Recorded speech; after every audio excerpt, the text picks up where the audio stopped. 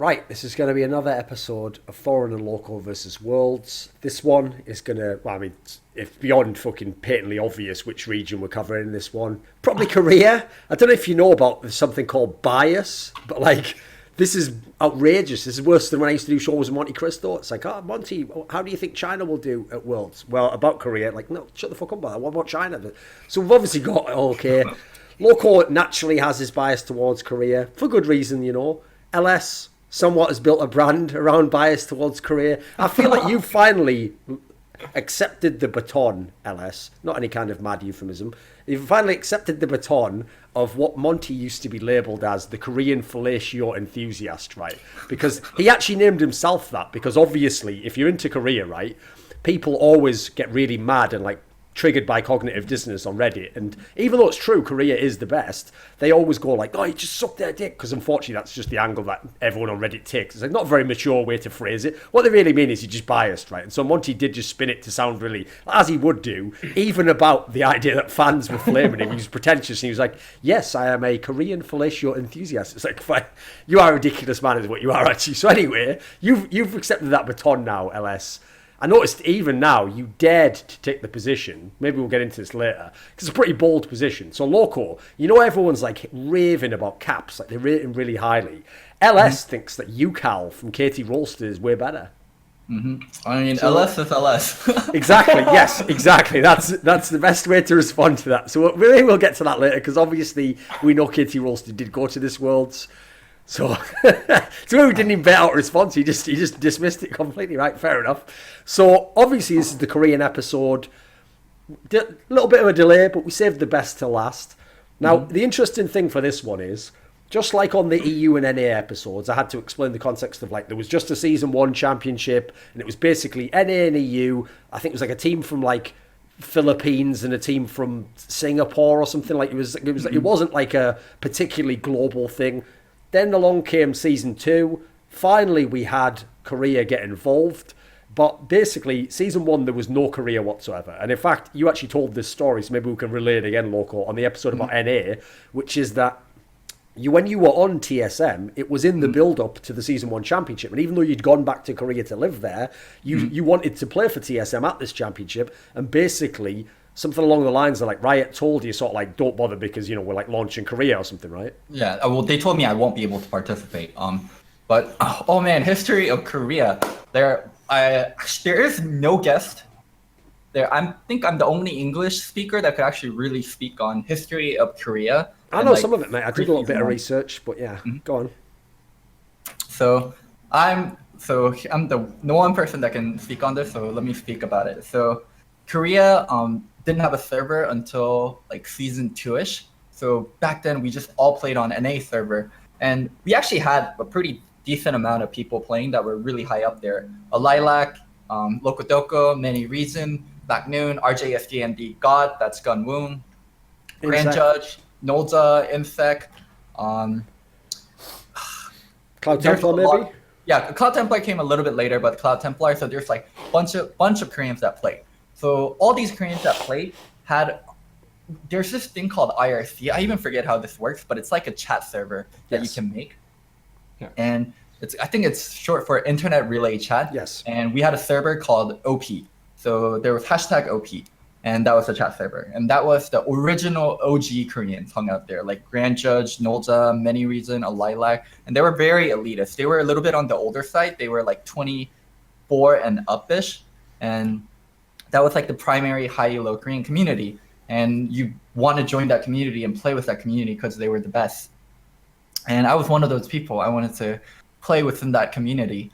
We had a really big rivalry with CLG, and mainly CLG because Team OP was like the Korean team, and we would try to play CLG. And the roster rotated out a lot because the server itself was like 15 people, 20 people, but there's only 5 slots for players. So only the best would get to play. And I think at the time it was like Lao Ching, Grand Judge, a Lilac, and Many Reason, and Nolza as Jungle. Like the team was like, would always fluctuate, but those were like the core members.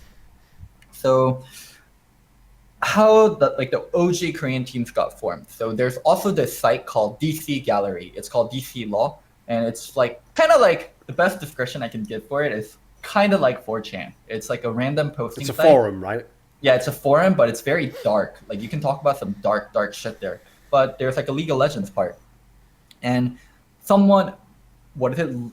Like you can still join channels in League of Legends, right? So they had a DC LOL channel, and Gun Woong was like the big person in that channel, and he had his team, which was Ring, Woong, Mad Life, and Rapistar, and there's like one person that I forget. I mean, I'm not gonna remember anyone, but that was like the OG team. That was their DC LOL team. So what happened was Team OP didn't let me play for their team. So I wanted, and then the WCG qualifiers were coming up. So that would be like 2012-ish. And I really wanted to, but yeah. It's 2011. 2011, okay, 2011-ish, and I really wanted to participate there. So they didn't let me they didn't let me join their team. So I wanted to make my own team. So I made my own team. It was me, Mac Noon, Mokuza, Hoon, and one more person. Final Cut, maybe? I don't think it was Vinyl. Vinyl joined later. Okay. But those are the four that I can remember. And we were Team Locodoco. And then we started screaming. We were actually Team Locodoco. That was the name. So we started. What was your ID? What? Locodoco. What was your ID?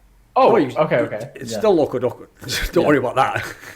Well, we were Team It wasn't Locodoco. classy or anything. Remember, he was quite young at the time. Yeah. So we were Team Locodoco, and we got to scrim a lot of the NA teams because I knew them. And when we started to scrim OP a little bit, and we started to beat OP a lot. And it was like 50-50 at first, and then we started to beat them a lot. And OP got super anxious. They were like, holy shit, we're probably not going to make WCG at this rate. Team Locodoco is too good. So they came up to me, and they asked me if I wanted to join Team OP. So they didn't let me in at first because I was too young, and I was too like wildly. And then now like I get everything that I want to join Team OP. And I was very young at the time, and I wanted to join the Golden State Team OP. So I joined Team OP, and I just told Noon like later, dude. So they picked up Vinyl Cat, and they picked up one more person, Vinyl Cat and Hero, and then Team Locodoco became Team Noon, and eventually it became, I think, Team EDG. Yes. And then on Team OP, I was playing with them, but I had very strong opinions, and they weren't listening to me because they were much older, so they kicked me. So I made my own team to beat Team OP, and I left to join Team OP, and I got kicked. And then backstabbed a bunch of guys, and then you got backstabbed as well. So karma. So I'm watching WCG qualifiers, and Team OP actually gets knocked out by Team EDG, and then now it's Team EDG and Team DC Gallery in the two like finalists for WCG Korean rep. And then DC LOL team Woong reaches out to me. He's like, "Hey Loco, do you want to play with us?" And this back then, like tournament format, like team registration, it didn't really exist. So I was like, fuck yeah. So Woong kicks Ring out, and then I bring in Corn Salad. So DC team DC Gallery becomes me, Corn Salad, Mad Life, Rapistar, and Woong. And then we're facing off versus Team EDG in the finals. So I'm versus my old team that I made to beat Team OP, which they did beat Team OP. And then after all the backstabbing, I'm on a different team facing them in the finals. That's just a lot of drama going into it. So we played them in the WCG qualifiers, and we smashed them in the first game. We absolutely fucking destroyed them. And then in the second game, they barely beat us. So the score is 1-1, and then now it's the final game. And then Noon picks Finch. Was it Jax or... Oh, Noon picks Jax. And we practiced this. So we knew Noon's one of his core champion was Jax, and we wanted Corn Salad to play Finch because Finch does really well into Jax. Like, the mechanics are actually really similar from before. Like, Jax and Finch actually pretty much function the same way they do nowadays. Jax would try to go in on Finch, and Finch could flip him, and Jax can't really ever catch up. So Jax can't really all in on the Finch, and Finch was a good counter pick. But there was a better counter pick that we practiced, which was Brand. Brand into Jax was fucking brutal. Like, Brand still has all the same skills on the bouncy ult and the QWE. And back then, Brand had insane range. So you could just harass the fuck out of Jax and keep him down and like just demolish lane. And then we're like, corn salad, pick Brand. And he's like, I really want to pick Finch here. I'm like, pick Brand is better, please pick Brand. And then he ends up picking Finch, and then we lose. And then, oh my god, I think that was my first time crying at like an esport event. Like, I'm fucking devastated. Like, I joined Team OP, they kicked me, or I joined Team OP, I didn't get to join Team OP, so I made my own team, and then I get to join Team OP, and then I get kicked out, and then I get a third shot at being the WCG rep by joining DC Gallery, and then we fucking lose to the team I created. So like I'm fucking like tilted as fuck. I'm like crying, and Corn Salad is like one of my best friends. Like I'm fucking pissed at him. Like I'm just crying and I'm yelling at everyone, and then I'm just fucking crying. I'm gonna be a fucking solo laner now. Like I fucking will not play bot lane. Bot lane's like a dog roll. And that's how Team EDG became WCG reps, and they're the first team to ever represent Korea at like an international event.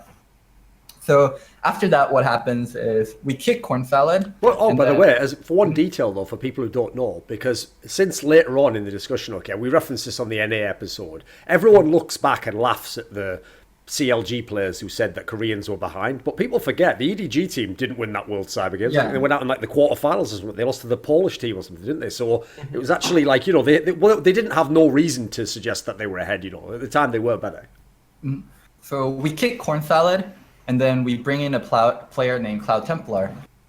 He's the caster Cloud Templar. So that became the first formation of MIG. We were just called Team MIG, and the OG5 is me, Madlife, Gunwoong or Woong, and Rapistar and Cloud Templar. That's the OG5. 4 of us are still relevant in League of Legends scene to this day. So you can see how legendary this team is. So MIG, and then our big rivals, like with OP kind of dwindling down after that tournament, is EDG, and that team is Magnoon, Mokuza, Hoon, Vinyl Cat, and Hero. Hero like now coaches a Brazilian team, like Hoon who coaches China. Magnoon is like actually just a streamer with like 30 viewers. Mokuza he used to do observation for OGN. He used to be the OGN ops, and then now he does God knows what. And Vinyl Cat, I have no idea, also does God knows what. Maybe become a coach or something, I think, I'm not sure. Yeah. So these are the 2 big teams, and then we start ramping up. The next big Korean tournament is Korean Cafe tournament.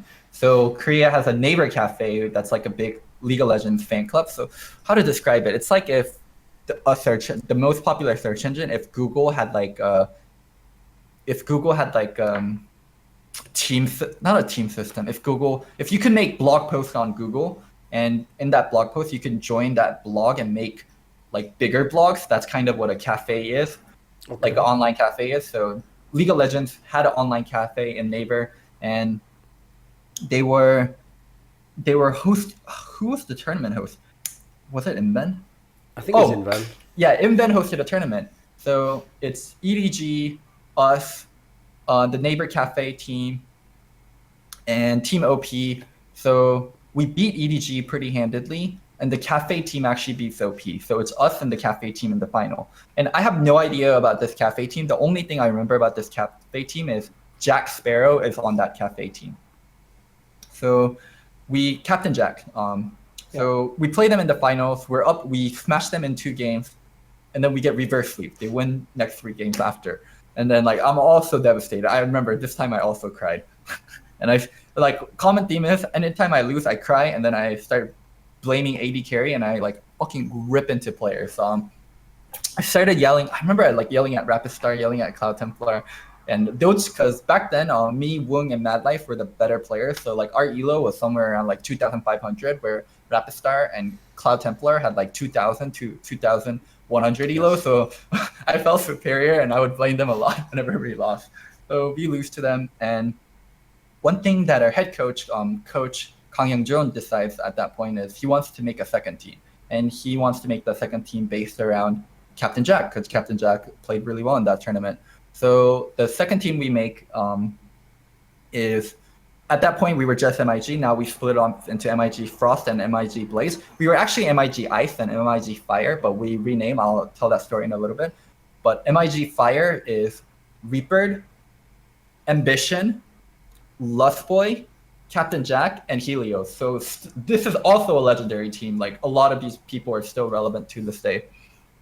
So that's MIG Fire, that's MIG Ice, and then you have EDG. So these are like the big three. We are the big three. And then Startail comes in, and then they are like a StarCraft 2 org, and they make a team, and it's Goma, Ryu, Score, Mothfa, and Vitamin. So this team's actually pretty relevant because of Goma to this day, Ryu to this day, and Score to this day. Like when Loco says that, he means coma, but that's how Koreans say it. Just in case anyone's confused. Yeah, the Kochivaskyta, yeah. So now there's like a little bit of few pro players or pro teams existing, and then we hold the very first OGN tournament, OGN Invitational. And to get into OGN Invitational, they invited 4 Korean teams to fight for 2 slots. So it was us, Startail, MIG Ice, Startail, EDG, and Team OP, I think. Yeah, I can't remember the 4th team quite well, but us and EDG qualify into that tournament, and then they invite 2 international teams, CLG NA and World Elite. And these are the 4 teams competing in OGN Invitational. I don't quite recall how group stage went, but I remember we went 1-1. We won a game versus CLG, and then we got into the finals. So it was MIG Ice versus CLG in the finals, and we beat CLG. This is the first international tournament where Korea starts beating North America and all the other regions. So, oh man, I was so happy. Like, Double Lift and Chowster, I knew them way back, and we were talking on Venturelo. Chowster always told me Koreans will never be good. Double Lift was his infamous. Koreans will always be a year behind. I remember like laughing at them and being like, "You fucking shitters, get fucking shit on. Comes Korea, get wrecked." it was good old times. So after that, we hold the very first big OGN tournament. It's called OGN Champions. Is it OGN Champions? Yeah, OGN Champions. OGN Champions 2012 spring. That's the very first OGN tournament. So big. Oh man, I have to go back. Let me open up the wiki. But from that tournament, the big participants are MIG Frost, MIG Blaze, Startail, Najin, and who else? CLG, I think this is the one with Fnatic, right? Yeah, World Elite, maybe World Elite, or maybe that was the next one. No, Elite. Zenix Storm. They Dignitas. No, not for the first one. So it's all right. That was CLG, MIG Blaze, Frost, Fnatic, Empire, Startail, and Team OP and Zenix Storm. These are like the teams that like you guys would know. So the big thing about this tournament is both Fnatic and CLG make it out of groups, but they lose in the round of 8. So the 8 teams that made it out of groups were Frost and Najin, Zenix Storm and MKZ, MIG Blaze and CLG, and OP and Fnatic. So our first MIG Frost, our first matchup is versus Najin. EDG, our just rival. As a note, like if you've got a good story, give us the story. But you can't literally go game by game. Like we're already on OGN Spring right now. We're like 20 minutes in the episode. So like I'm just thinking like it's kind of like a 10-hour stream, kind of like. So give us the bigger picture, yeah. Okay. So in spring we beat EDG, we beat Genix, and then we're in the finals versus Blaze. And then the sister team, of course. And the Blaze is like our sister team. They were our like little baby brothers. At that point, they haven't won shit. Like we are the OG teams. Like me and Mad Life are fucking celebrities at this point. And we lose 0-3 to them. Like we get fucking smacked. Like Woon gets fucking smacked by Reapers up top. And after that, like with a lot of arguments on the team, I'm no longer on MIG, and then I joined Startail. So now we go into OGN Summer, and in OGN Summer, what happens in OGN Summer? In OGN Summer, that's when CLG EU comes over. They're the big, international team, and they actually do quite well, and they go all the way to finals versus Frost, and Frost actually beats them 2-3 or 3-2. They lose the first 2, and then they reverse sweep CLG EU, and they become the OGN Summer champions. And then now we still had a gauntlet system. So at that point, it was Sword versus Najin. CLG Europe.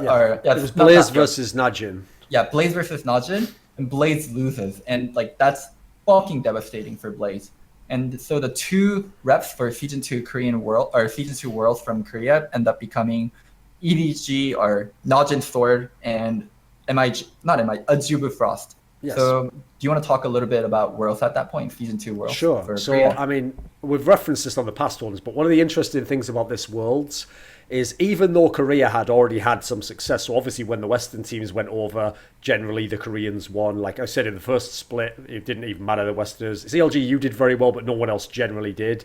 And obviously at the same time, after the spring split, was when Blaze went over to the MLG tournament, which is the MLG Arena, and beat everyone. They only lost like one game. They beat Curse, TSM, all the North American teams. So you could already tell the Koreans were very strong, but the key thing is, they'd had this close series against CLGU, so people thought, right, some closeness there. And they'd never played the Moscow 5 team, because that team was just over in Europe.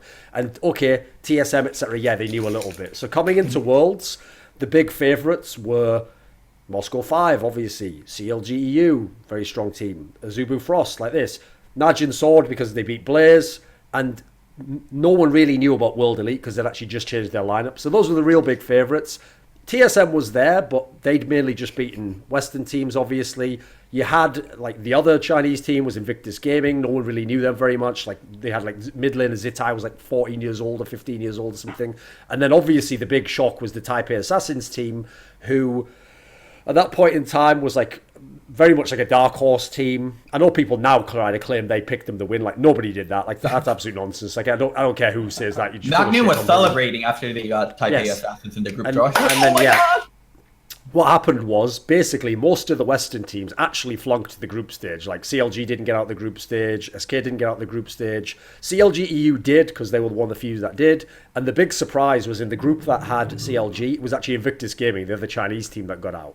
Now, in this format, back then, and for the next year as well, they did this weird system where if you were the number 1 seed, you just sat in the quarterfinals. But because there was 5 regions, they made, like, you just drew short straws, and whoever got the shortest one had to go in the group. So actually, Frost had to go in the group, which sounds bad, but they ended up basically using that to fuck over TSM, because you had 2 number 1 seeds played in the quarterfinals. They beat TSM quite easily. Admittedly, they literally cheated, but that's a whole separate story. We don't need to go into that. All that matters is TSM lost. And then in another match, the very infamous one, we had the CLGEU versus World Elite, where it was like a million restarts. There was all the server problems, and the game took like 8 hours to play or something mad. Elsewhere, Moscow 5 beat Invictus Gaming. And then the key upset, as you referenced, was Najin Sword was playing as Taipei Assassins. In theory, of all these teams we've picked, basically the easiest, because remember, they have a number 1 seed, so they're waiting in the round of 8, but no one knows these fuckers. Like, they're vaguely known, obviously from Taiwan, etc. And then they shockingly upset Najin Sword, and one of the key storylines here that goes on in the tournament is, obviously the best player on Najin Sword was Mac Noon, and he was a carry top laner, and actually Taipei Assassin Stanley had his own, like, fabulous tournament, and this was one of the first big opponents he beat. Then in the semi-finals, you had Taipei Assassins against Moscow 5. Again, I'm sure Moscow 5 thought, like, holy shit, this is even better. We don't even have to play the Koreans. That ended up also being a series where Stanley had, like, a big impact, helped them win the 3rd game. On the other side of the bracket, you had the rematch of the OGN final, but the key difference is the OGN final used to be best of 5. At this point, World Semi was only best of 3. So it actually was another 3-game series. It was another close series. And so the finalists end up being Taipei Assassins versus Azubu Frost. And since the final was a best of 5, yet again, everyone thought Taipei Assassins was going to lose. And in fact, Frost won the first game of the series. But then they got reverse swept and the series was lost. And Taipei Assassins, amazingly, was the world champion. They were actually the champion of that. And then we go into Season 3, right? So in Season 3, this is the real rise of Korean powerhouses and some of the historical players that we'll talk about a lot in the episode.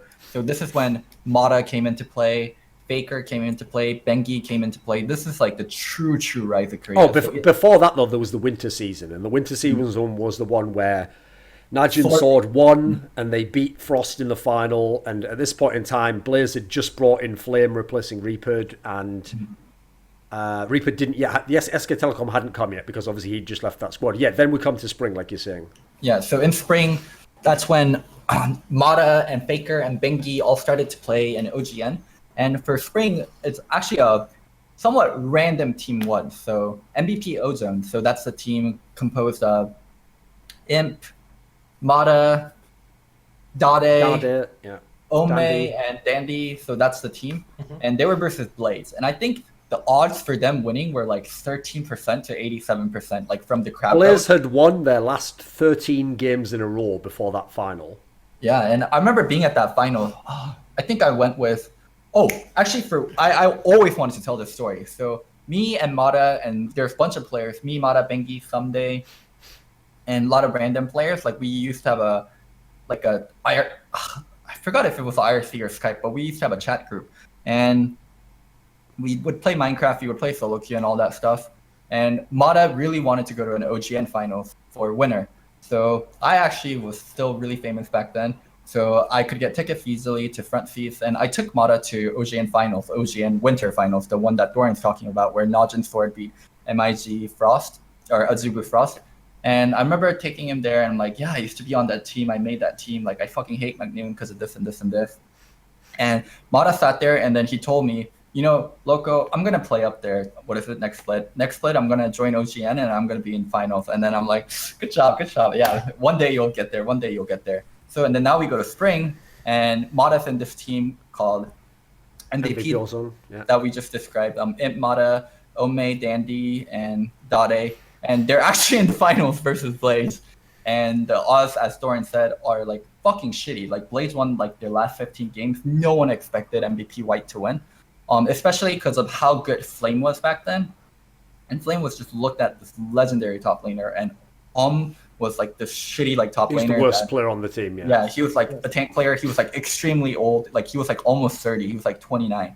And played Zac versus all Blades, like all these carry champs. And they just cannot kill Zac over and over again in top lane. Like Zac just ends up being a really, really good pick for MVP Ozone. And Dade pulls out Zed, and Blaze was really infamously known for 1-3-1, and Dade's Zed is killing Ambition in side lanes, killing Flame in side lanes, and it's unstoppable. Through the combination of Zed and Zac, and Blaze refused to ban those champions, yes. Blaze ended up getting 3-0. And I ended up like fucking speechless, like looking at Mata. Like that was a birth of a legend. Like 1 season ago, you don't even play, and then you tell someone, hey, I'm going to be in the finals. And the next season, like you are in the finals, and then you win your first split. Like that was fucking legendary. Sure. That was spring, and then summer is like the birth of SKT. So SKT did participate in spring, but they weren't in finals. And in summer, now they made finals versus KT Bullets, and it's called something called Telecom Wars in Korea. Imagine if T-Mobile has a team and Verizon has a team, and they have a rivalry spanning over 10 years across esports games. Mm-hmm. That's pretty much what it is in Korea, SKT versus KT. So SKT versus KT, this is an infamous Faker Zed moment versus Ryu. SKT is down 2 games. They win 2 games to catch up, and it's game 5.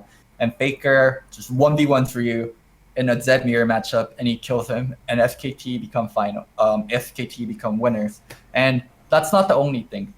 You didn't go directly to Worlds by winning summer. Yes. You still have to do the point system. Yeah. There was a circuit point system, and through that circuit point system, it was SKT versus KT again, and SKT beat KT again, and this time like they fucking smashed them. It wasn't that close compared to the first time. Yes.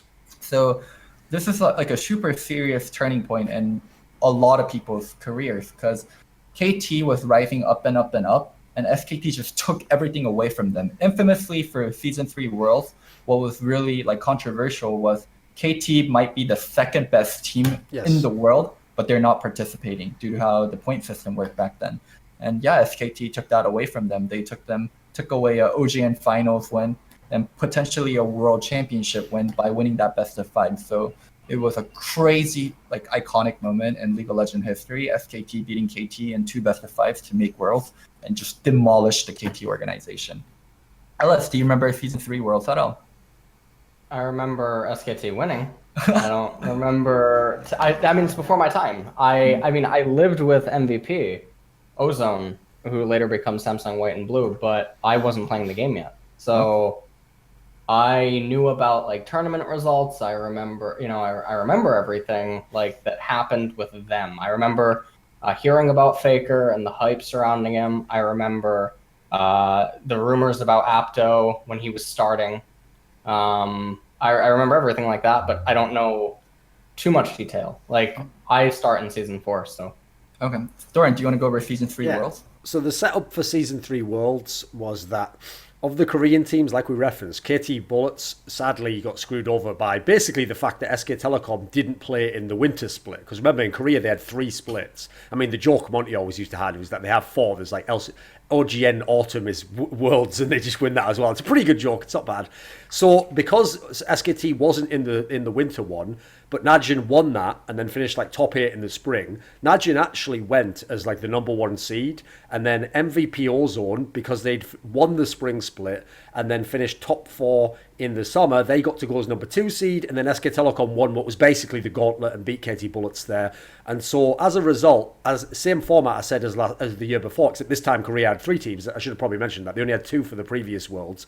At this tournament, what they did was, because the number 1 seed was the Najin Sword team, they were just waiting in the round of 8, and then the other 2 Korean teams got split up into the group stage. And this actually was a very unusual group stage that we never had before, because instead of being 4 groups, it was like 2 groups of 6 teams. And so in one group you had SK Telecom, and that was the group that also had OMG, which are the LPL champions, and you had Lemon Dogs, who was the second best team from Europe, and you had TSM, obviously, who was the number 2 seed from NA.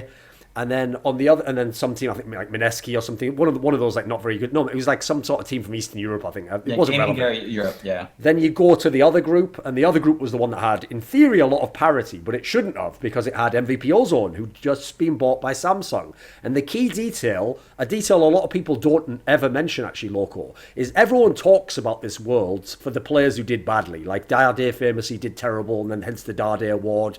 Mata, like I think, placed like barely any fucking wards, which is very weird. But what people never mention is that one of the details is when the team got bought just before Worlds and changed to Samsung, they didn't actually hire some of the coaching staff. They just brought the team over, and they didn't basically have the same like coaching staff's obviously a very big deal in Korea, and so.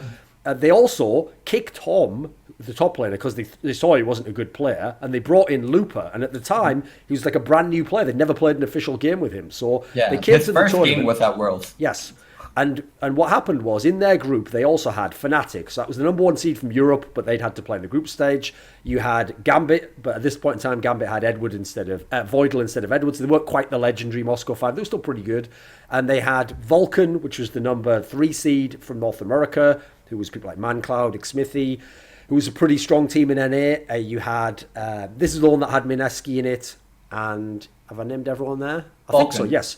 So the point is, in this group, whereas the other group, right, you could see by the way SK Telecom played, they're clearly going to be the best team here. So like, SK Telecom was clear, and then once OMG played, especially because they beat SK Telecom in a game, it was very clear that they were going to be like the second best team. So since only 2 teams out of the 6 got out, that group was fairly clear. Like there wasn't really going to be a chance for Lemon Dogs and TSM. But in the other group, because the MVP Ozone team basically shit the bed, like they lost to Gambit, and I think they even lost to Vulcan. Like Fnatic definitely lost to twice. They did so badly that it made the group wide open, and so Fnatic actually ended up winning the group. Gambit ended up being the team that went through. They had like a decider against MVP Ozone. Vulcan had like a bunch of good games initially, but they never closed any of them because they were very inexperienced. So when we came to the round of 8, again, remember, each of the number 1 seeds from big regions is waiting there, and so the actual round of 8 was kind of a bit whack, because what happened is SK Telecom got drawn against the Gamma Bears from the GPL at the time, which basically, by the way, is like the Flash Wolves team of a few years later, but with the different junglers. So we actually never, I did a video on this, we never actually found out that team was good, because all they did is go to Worlds, meet SK Telecom, get smashed in 2 games, and go home from Worlds. It was actually one of those, must be one of the most whack trips of all time. It's like, what was this shit? What are we doing? But anyway, so that part gets ignored. Then you also had Cloud9, who was the number 1 seed from NA, had to play Fnatic, and this is obviously the infamous series people remember. It went 3 games. It was the Kassadin game in the 3rd one. We had the 2 Chinese teams played each other. So OMG played a team called Royal Club, who surprisingly won the Chinese qualifier. And actually, even though people thought OMG was the better team, because Royal Club had some sort of like direct matchup advantage, they beat them in this series. And this is where we got to see Uzi Eye, this amazing, very young, like 15-year-old AD carry. And then the last matchup was the team you haven't heard about in this story very much, except from the winter, which was the Najin Sword team. And the key thing is, because Najin Sword was only going to play in the quarterfinals. They didn't have to play any group stage games, and no one knew how they'd do because they hadn't been very good in like the summer and the spring. They'd fallen off. What they did was, in true Korean fashion, they just brought their sister team with them and refused to play anyone else. And so what they did is just practice against their sister team. And so everyone thought, will this team be any good? Maybe they'll be like really bad. Obviously, MVP just did badly. Maybe they'll be bad.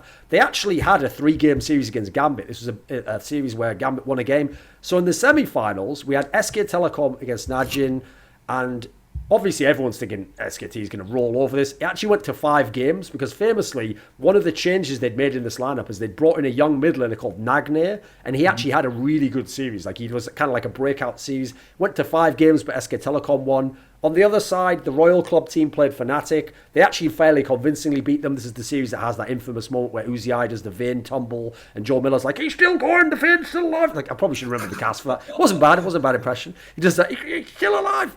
And then they go to the final. And what's hilarious about this, okay, I've got a story for you about this, but people who didn't watch back then need to know about this World Championship. Because in the final, SK Telecom against Royal Club, everyone in the entire scene thought SK Telecom was going to win this match. Not least because, as I said, actually people didn't consider Royal Club even like the second best team in the tournament. It was supposed to be like OMG or Najin Sword or something, And so going into this final, everyone, it was one in the Staples Center where the grand finals and the semis were, and everyone behind the scenes was like, can't wait to see SK Telecom play. But on the desk, for some bizarre reason, because Monty's brand was like, I hype Korea, all the people on the desk decided to lie and say they thought Royal Club was going to win. So Doublelift said Royal Club was going to win. This is where Monty did that infamous like train whistle moment, and then he was like handing out tickets. Because they didn't want to just get sort of like cucked by his meme and just take the ticket like, yes, sir. They all said, no, I think it's going to be Royal Club wins. And then Crepo said it, and they all said it, and Corby said it. Now, this final was fucking garbage. It was one of the worst finals I've ever seen because I was there in the audience,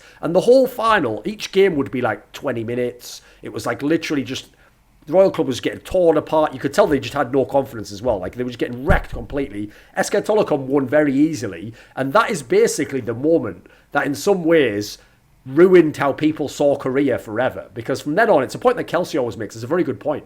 People never saw Korea as this region with 3 different teams every time. They just took however good SK Telecom was, and they were obviously the best, and they were like, that's Korea. Korea's like, they're all the best, and they're always going to win every game. And it's like, that is actually like a bit of an exaggeration. No? But I will say, this SK Telecom lineup, this one, was one of the best teams. And this tournament run was very, very dominant. And also, as a final detail, I think part of the reason why it looked so dominant is because the meta at Season 3 Worlds was amazing. Like, this is before we had heavy macro. At the time, you had, like, simple concepts like pick comps, setting up for Baron, but still, you just played your lane, you tried to smash your lane, and assassins were very powerful at the time. So that means it wasn't just like you played and you won and, oh, what score do you have? It's like you would actually see Faker would play like some champion and dumps to some guy like Ari or Zed or whatever. And so you could really see the skill of the players. And as a result, after this Worlds, the SK Telecom players were like superstar players when we then go back to Korea. Because if you remember, they still had the winter system. And this is the key thing. So they won Worlds. I mean, there is a little detail where they had that World Cyber Games qualifier they lost, but it's very famous in Korea that there's always a tournament after Worlds that people play in because the teams make you play, but no one gives a fuck. That's why very famously, usually SK Telecom and other teams lose in it. So then, though, we had the winter season. And in the winter season, SK Telecom literally didn't lose a game. This is the one where they went 15-0 and won the entire league, like, totally undefeated. KT Bullets was still very good, but they had to meet them in semi-finals. They actually played the Samsung team in the final, but the Samsung team had a very, very weak bracket, actually. It wasn't that sick. And then we come now to spring. Now, in the spring, Loco, you came back to playing, bro. You were on the Najin Shield team, right? You forgot about that. Yeah, I didn't forget about that. I forgot about that. Well, in Season 4, that's when you started picking things up. So why don't you talk to us about like Season 4, spring and summer? Season 4. Well, that's when I start. Yeah, I came in spring. That's when I started really getting into the game because I was in the game, I guess, at that point for a few months, and so I started following everything. But this was, I guess, the 2 seasons of the MVP teams. Yeah. Well, not the MVP. Samsung, this is Samsung White and Blue, and this was the world. This leads into the Worlds that I guess some people call what are predicted to be one of the most dominating Worlds, I guess, because of how the Samsung teams looked going into it. and the Samsung teams just looked impervious. But also, this was the season where SKT looked vulnerable, coming off of their huge hierarchy. Yes. And Samsung White and Samsung Blue, I think, redefined the game in this season. Because, like Thorin had said in Season 3, Assassins, macro really wasn't understood, and the game was very rudimentary. And I think in Season 4 was actually the turning point for Korea, where they upped the game level, and I think that we enter into another era where Samsung White's and Samsung Blue's macro, and the sister teams always playing against each other, they reshaped the game with warding and jungle pathing and the way that they played certain team compositions. And they would systematically deconstruct teams through map movements and map plays and whatnot. And that was the fall, and I think the end of the Lane Kingdom type era inside of Korea. And so that was really big for Korean history. Because then what you ended up seeing is you would start seeing weaker teams with fundamentally weaker players starting to actually compete with stronger teams because their team comps were or their team compositions were stronger. And was this the season? I don't know. Is this the season lane swap started getting scary? That was more season 5. Yeah, that's more season 5. That's when it starts to get really scary. But I think that the concepts of like, hey, we can start doing different stuff and people getting more comfortable doing it. You could do stuff like at certain times, depending on the patch. There was that weird one, for example, where like you just took the first tower each on the separate part of the map. You know, like we went top and you went bottom and we pushed the tower down. So there was like weird wave mechanics in that sense. And so this is an era in and of itself where Korea redefined the game. Because Korea was the first region to start, I think, having this fundamental basis for map play and warding and jungle synergy and interaction with the lanes and team compositions. I don't know if this is the Worlds where the casters started referencing how the Koreans itemized as well.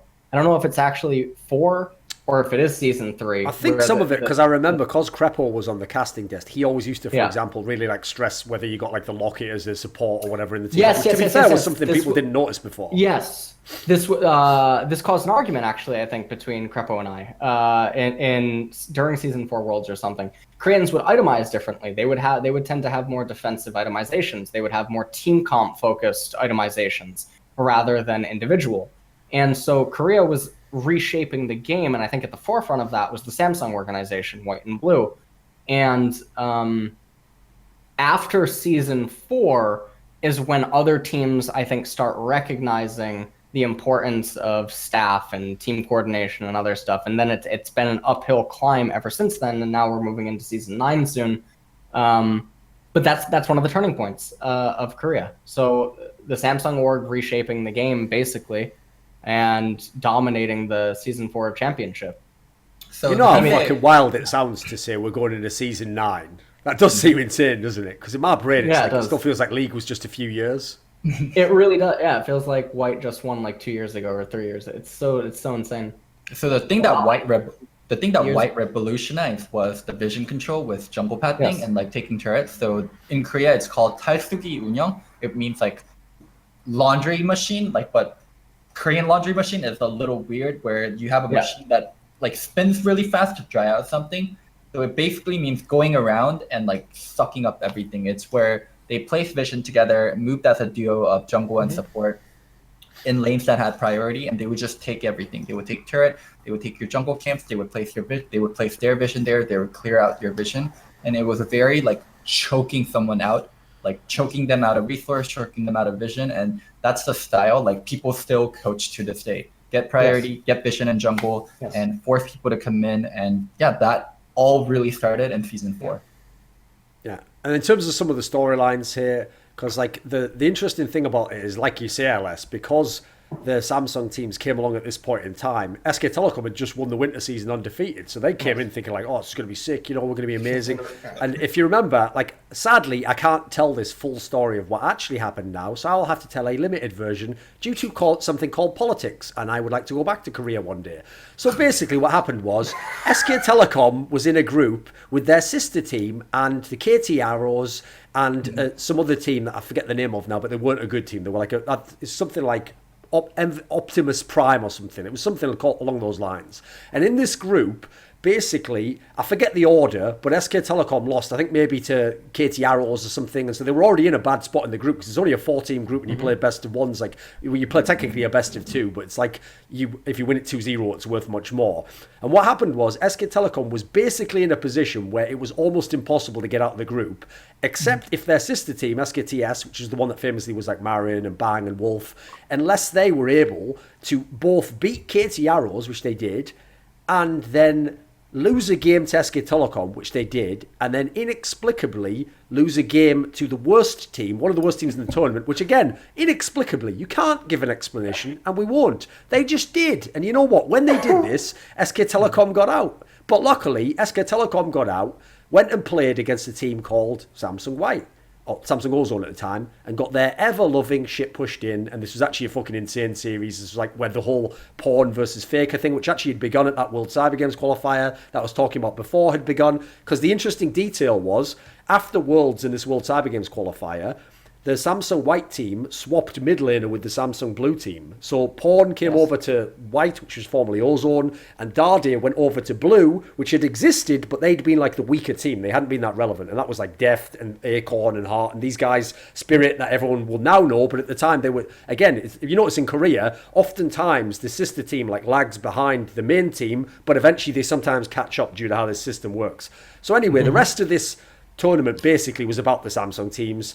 They couldn't ever meet in any of the finals of the splits because they always kept meeting in the semi-finals on the same side of the bracket. Every single time, the white team would look amazing, but then the blue team would beat them. And part of the reason why at the time was that the blue team had like the better late game. And so as amazing as Samsung White was, if you got to the late game, maybe this is something you two can touch on actually, the white team was the one that like really changed how you played the late game. They were the ones who would pick like Cogmore or like Twitch and things like this, and then they'd pick it with a very specific champion like a Nami or something along these, Thresh, and they would make these comps that like could play into the late game, and basically they were like super good at team fighting, right? Well, LS, you can touch on Phantom Blue and White because you were closer to them and you know them better. Yeah, I lived with them, and I saw them through almost all of their phases. Blue. Samsung White had very strong personalities that also tended to tilt if things weren't going their way. Mata Imp especially. Yeah, Mata, Imp, and then Dandy, and they would all argue with each other. And Dade was also, this is actually, I think, it has to do with the swap, as Dade was also arguing. And yeah, because Mata, yeah. Right. And because, also because Dandy, I think, threatened to leave or change team. Dandy pulled this a few times. He pulled it with Mima. He threatened to leave. And then Ohm stepped down on his own accord. And then I think it almost happened again with Dade. And so they swapped the laners because there were such strong personalities. So if White felt any sort of resistance, it got under their skin really, really bad. And I remember being in the practice rooms and seeing it too. And there would be explosions like I've never seen in any other team to date. And they just got really hot-headed. So if you could drag out games against them, they would start fighting themselves, basically. And it's sort of like a strategy where they just break down systematically because they just can't control it like the longer the game goes on. It reminds me, like, I don't want to use a StarCraft analogy, but like Isla Vuv back in the day, where if he can't beat you with the initial push, then his micro just sucks later. I mean, it doesn't suck relative to other pros, but I mean, it's not as strong front. So if he can't just plow right through you, he gets tilted, he gets agitated, and then his level of play goes down. And I think that's what would tend to happen with White. The problem is that they almost never felt resistance. Yeah, White had a very idealistic style that he played, win lane, and then do their macro and just destroy everyone. But when that didn't go for them, they felt a lot. Right. So, I mean, that was basically the way that one another would face each other. And then I believe that, I mean, there was the Samsung, or they would scrim each other constantly. And so obviously, if you're scrimming each other constantly, Blue has to devise a way to try to win. Yes. And in and of itself, because it's like a survival mode at that point, because you know that you're going up against this engine that only does one thing, and it doesn't tend to operate outside of that thing, Blue devises the way or figures out what is best against their own sister team. The issue is that other teams weren't systematically able to produce what Blue could do to the same extent. And so in a way, it ends up becoming like a kryptonite. But it just didn't matter because White was so strong that world. I mean, Blue could beat White, but White was stronger against everyone else. That was that was the way that the triangle worked. The funny thing was the Blue team actually never really got their credit overall, because what happened is in the spring split, everyone thought White was going to win and then Blue beat them. And in fact, in the final, when they played the Najin Shield team, because the Najin Shield team had looked so amazing against Blaze, where they had Save was like the carry top laner at a time when no one else was doing carries, everyone else was doing like those garbage, like Renekton was like just a bruiser, or you'd had to play like Dr. Mundo or something. It was like that was when the tank tops came in. They had Save and they had Goong as a mid laner, and these guys looked really strong. So because they had the 6 solo laners, it was actually, a lot of people thought that the Shield team was going to win that final, but Blue won anyway. Because here's the thing, if you think about like the history of Korean League of Legends, a lot of the really good teams, if you're a really amazing team at League of Legends in some of the old metas, you just win the game immediately. You don't like wait super long. So the fact that Blue's always like coming from behind, playing late game, makes it look like it's not as satisfying, you know. It looks like, they just won at the end of the game, you know. It doesn't look as dominant. So they win that split. In the summer split was the one where, again, Blue and White met on the same side of the bracket. Again, Blue won and went to the final. This time, they were actually supposed to win because they met the KT Arrows in the final. And this was where it was Kakao and Rookie. But the difference is, at the time, Arrow, Someday, like these all sound sick. This roster sounds sick now. But at the time, most of them weren't top players. Like basically, Kakao was a godlike. He was a really good carry jungler. Rookie was like a decent player. Arrow was okay, you know. It's like, this was like an all right squad. And amazingly, obviously, that went to a game 5. And amazingly, KT Arrows won. Now, here's the key detail. When we come to Worlds, okay, Samsung, White and Blue are there because look at the positions they've had. They've had the seedings. They've gotten all the circuit points. So KT Arrows, who just won OGN, goes into the gauntlet. And in the gauntlet, they actually ended up playing against the Najin team. And the Najin team had like an inspired run. Like Watch was like 2 times better than he normally was. And Gorilla, the support player, actually I think this is the first time he brought out like Janna or something. You know, there was something along these lines. They managed to get through to Worlds. And then when we come to Worlds, it's the first year where they changed the format. There was no more skipping to the quarterfinals. Everyone goes into the group stage, and they implemented what is now the infamous system, which is actually unique to League of Legends. I'm not aware of another game that does this, where because League of Legends has the entire world play, and there's only the World Championship in terms of like a massive tournament, they don't want it to be where you could get drawn. So it's like two NA teams in a group or 2 Korean teams in a group. So they made it so that if there's an NA team in a group, then another NA team can't be in their group. And so you had 4 groups of 4 teams, and then top 2 makes it out of each of it to the round of 8. And so without going through all the groups, like I guess I can do a very brief summary. One of the groups was like SK Telecom and EDG, which was, and H2K and Bangkok Titans, I think was the one, if I'm remembering correctly. Not an AHQ, and that was the one where SK Telecom... No, it can't be SK Telecom. What year am I thinking of? No, what is Samsung White? Sorry, it was Samsung White instead of SK Telecom. Yes, there we go. So Samsung White got out very easily. EDG actually was the top team from China, but they underperformed, but still got out in second after a tiebreaker against AHQ. In Group B was the one where Loco's TSM team was there. They didn't get a Korean team. They got the Royal Club team, who was like, I think, the 2nd seed from China. They had SK Gaming, who was the 3rd seed from Europe. It was like N-rated and Svenskeren. Or at least half the time it was Svenskeren, due to his choice of names on servers. And then the other team in that one was Taipei Assassins, but it was a much, much worse team than the one years ago that won the title. So in this group, Royal ended up winning the group. TSM went out in second.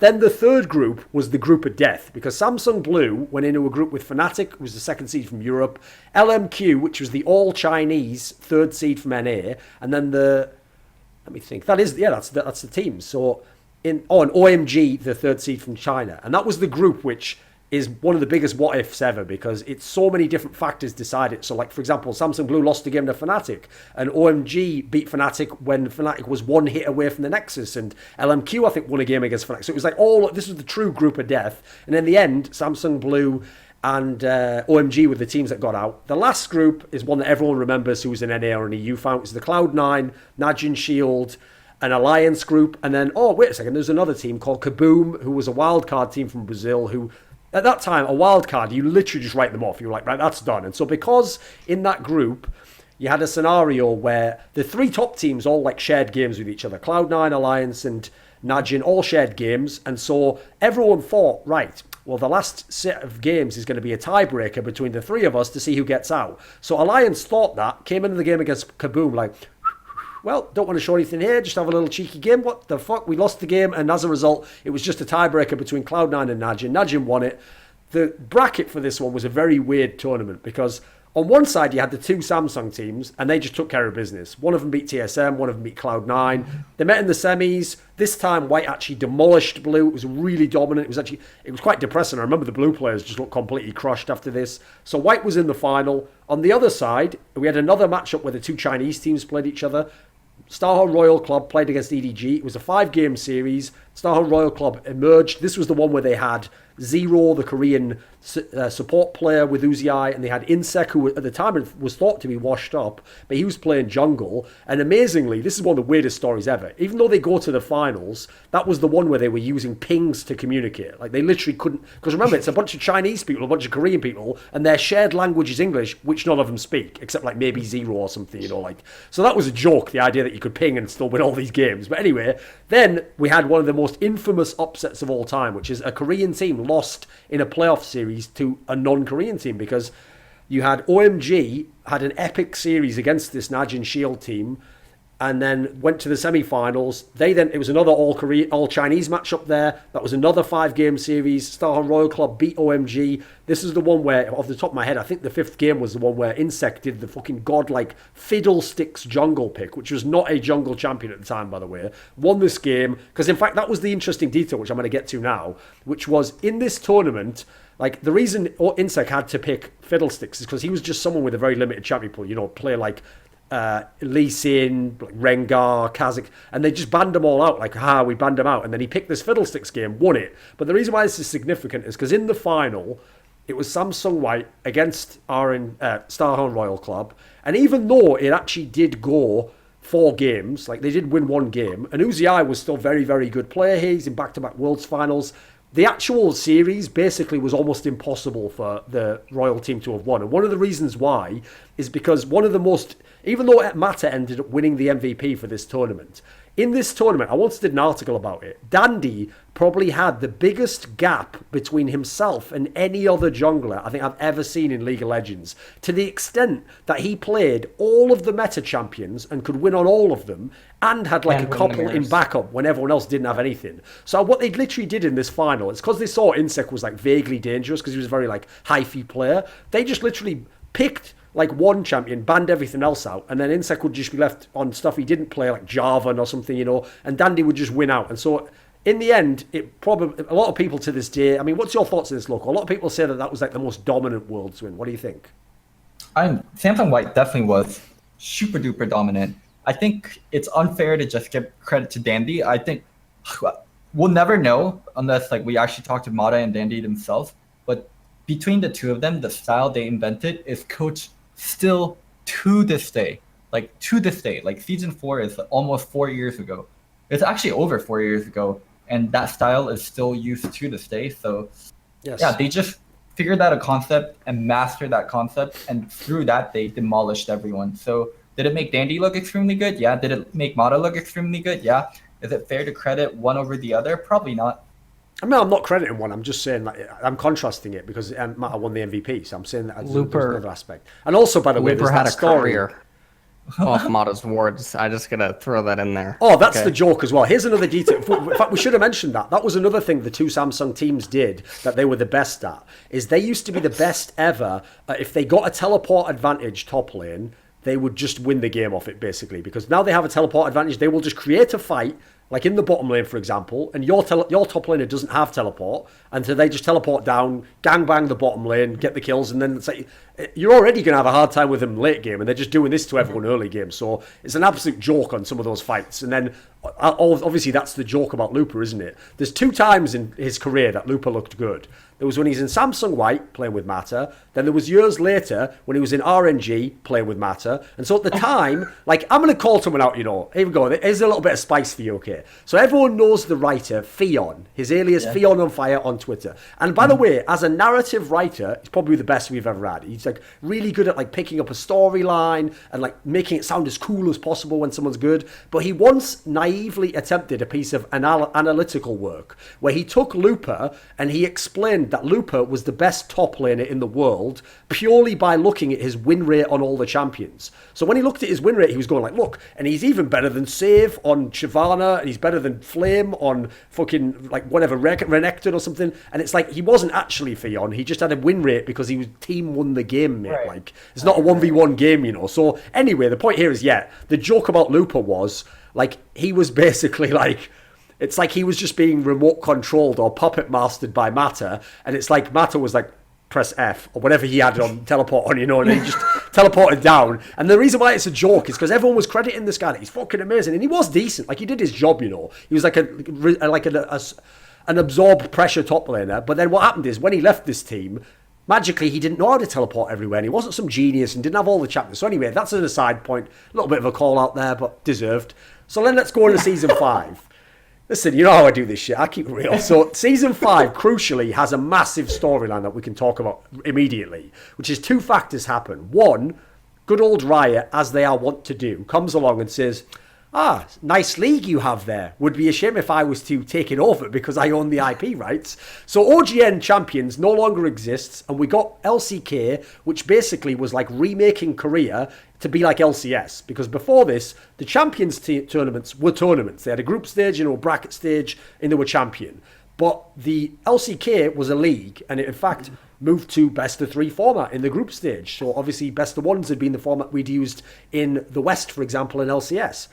And they made the LCK, and secondly, and this is something we should address now, in the off-season of Season 4, it's like Korea became a victim of its own success. Yes. Because since these 2 Samsung teams were so far ahead, everyone from China was like, well, we have a lot of billionaire owners who have all the money in the world, literally all the money in China, and you have all the best players. I would like to buy some of them. And so even though there was a rule you could only take 2 players in your team from Korea, they just sort of shared them out. They got everyone. You have 2, we'll have 2, I'll have 1, I'll have him as well. It's like a market stall or something. Get your Samsung players here, 2 for 1. Like, and they all just got bought up to these teams. Most of them, by the way, went to teams that sucked. Like Dandy and Mata went to a team, Vici, that was fucking terrible. But famously, like EDG, for example, got Pawn and Deft. And, you know, there's a few different teams. LGD got Imp and Acorn.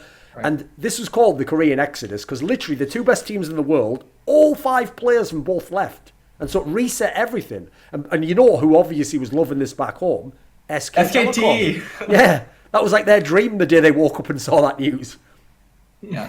And another key thing that we need to mention, other than the Korean Exodus, going into Season 5 is destroying sister teams. With the Yes, you had to merge them. Yeah, Riot picked up LCK, and you could no longer have sister teams. So the thing is, though, there was one good factor behind that, Loco. Like, you can maybe address like the positives of having a sister team, but one thing I'll say is, obviously, people are going to worry if you have sister teams that you might match fix. Now, again, I just want to reiterate, that would never happen.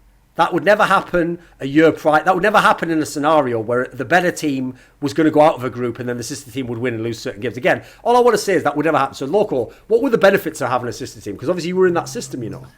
Well, so you play scrims against each other, and that's huge. Like, you do it in a controlled environment. You can ask them to pick certain champions, and you can practice with a practice partner. So that's the number one benefit, having a practice partner. And one thing that goes unshared a lot is you can exchange information so well.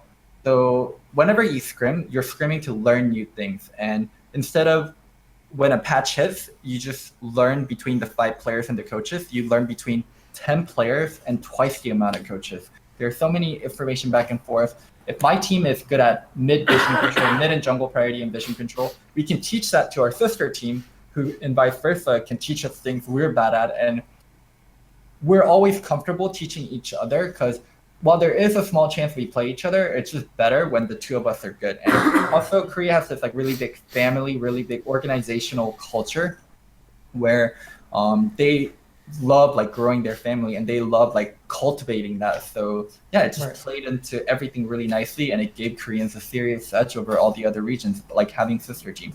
Although Western teams and Western fans like to say that's the only reason like Korea was ahead, that was clearly not the case, because in season 5, like Korea still dominated. Yes. And Okay. I'll Korea- do the. Yeah, sorry, Alice. Yeah. Go on. No. That was also the rise of the Ku Tigers. Yes. So here's the Which story. Okay, many this one's rebrandings. Yeah, stylistic. I mean, they invented a style as well. They took white style and then they added a defensive spin to it. So do you want to explain that? What do they do? I mean, so Ku Tigers were. I remember watching Ku Tiger games. Later they become GE Tigers and all this other It started stuff. as GE and went to Coup. Yeah.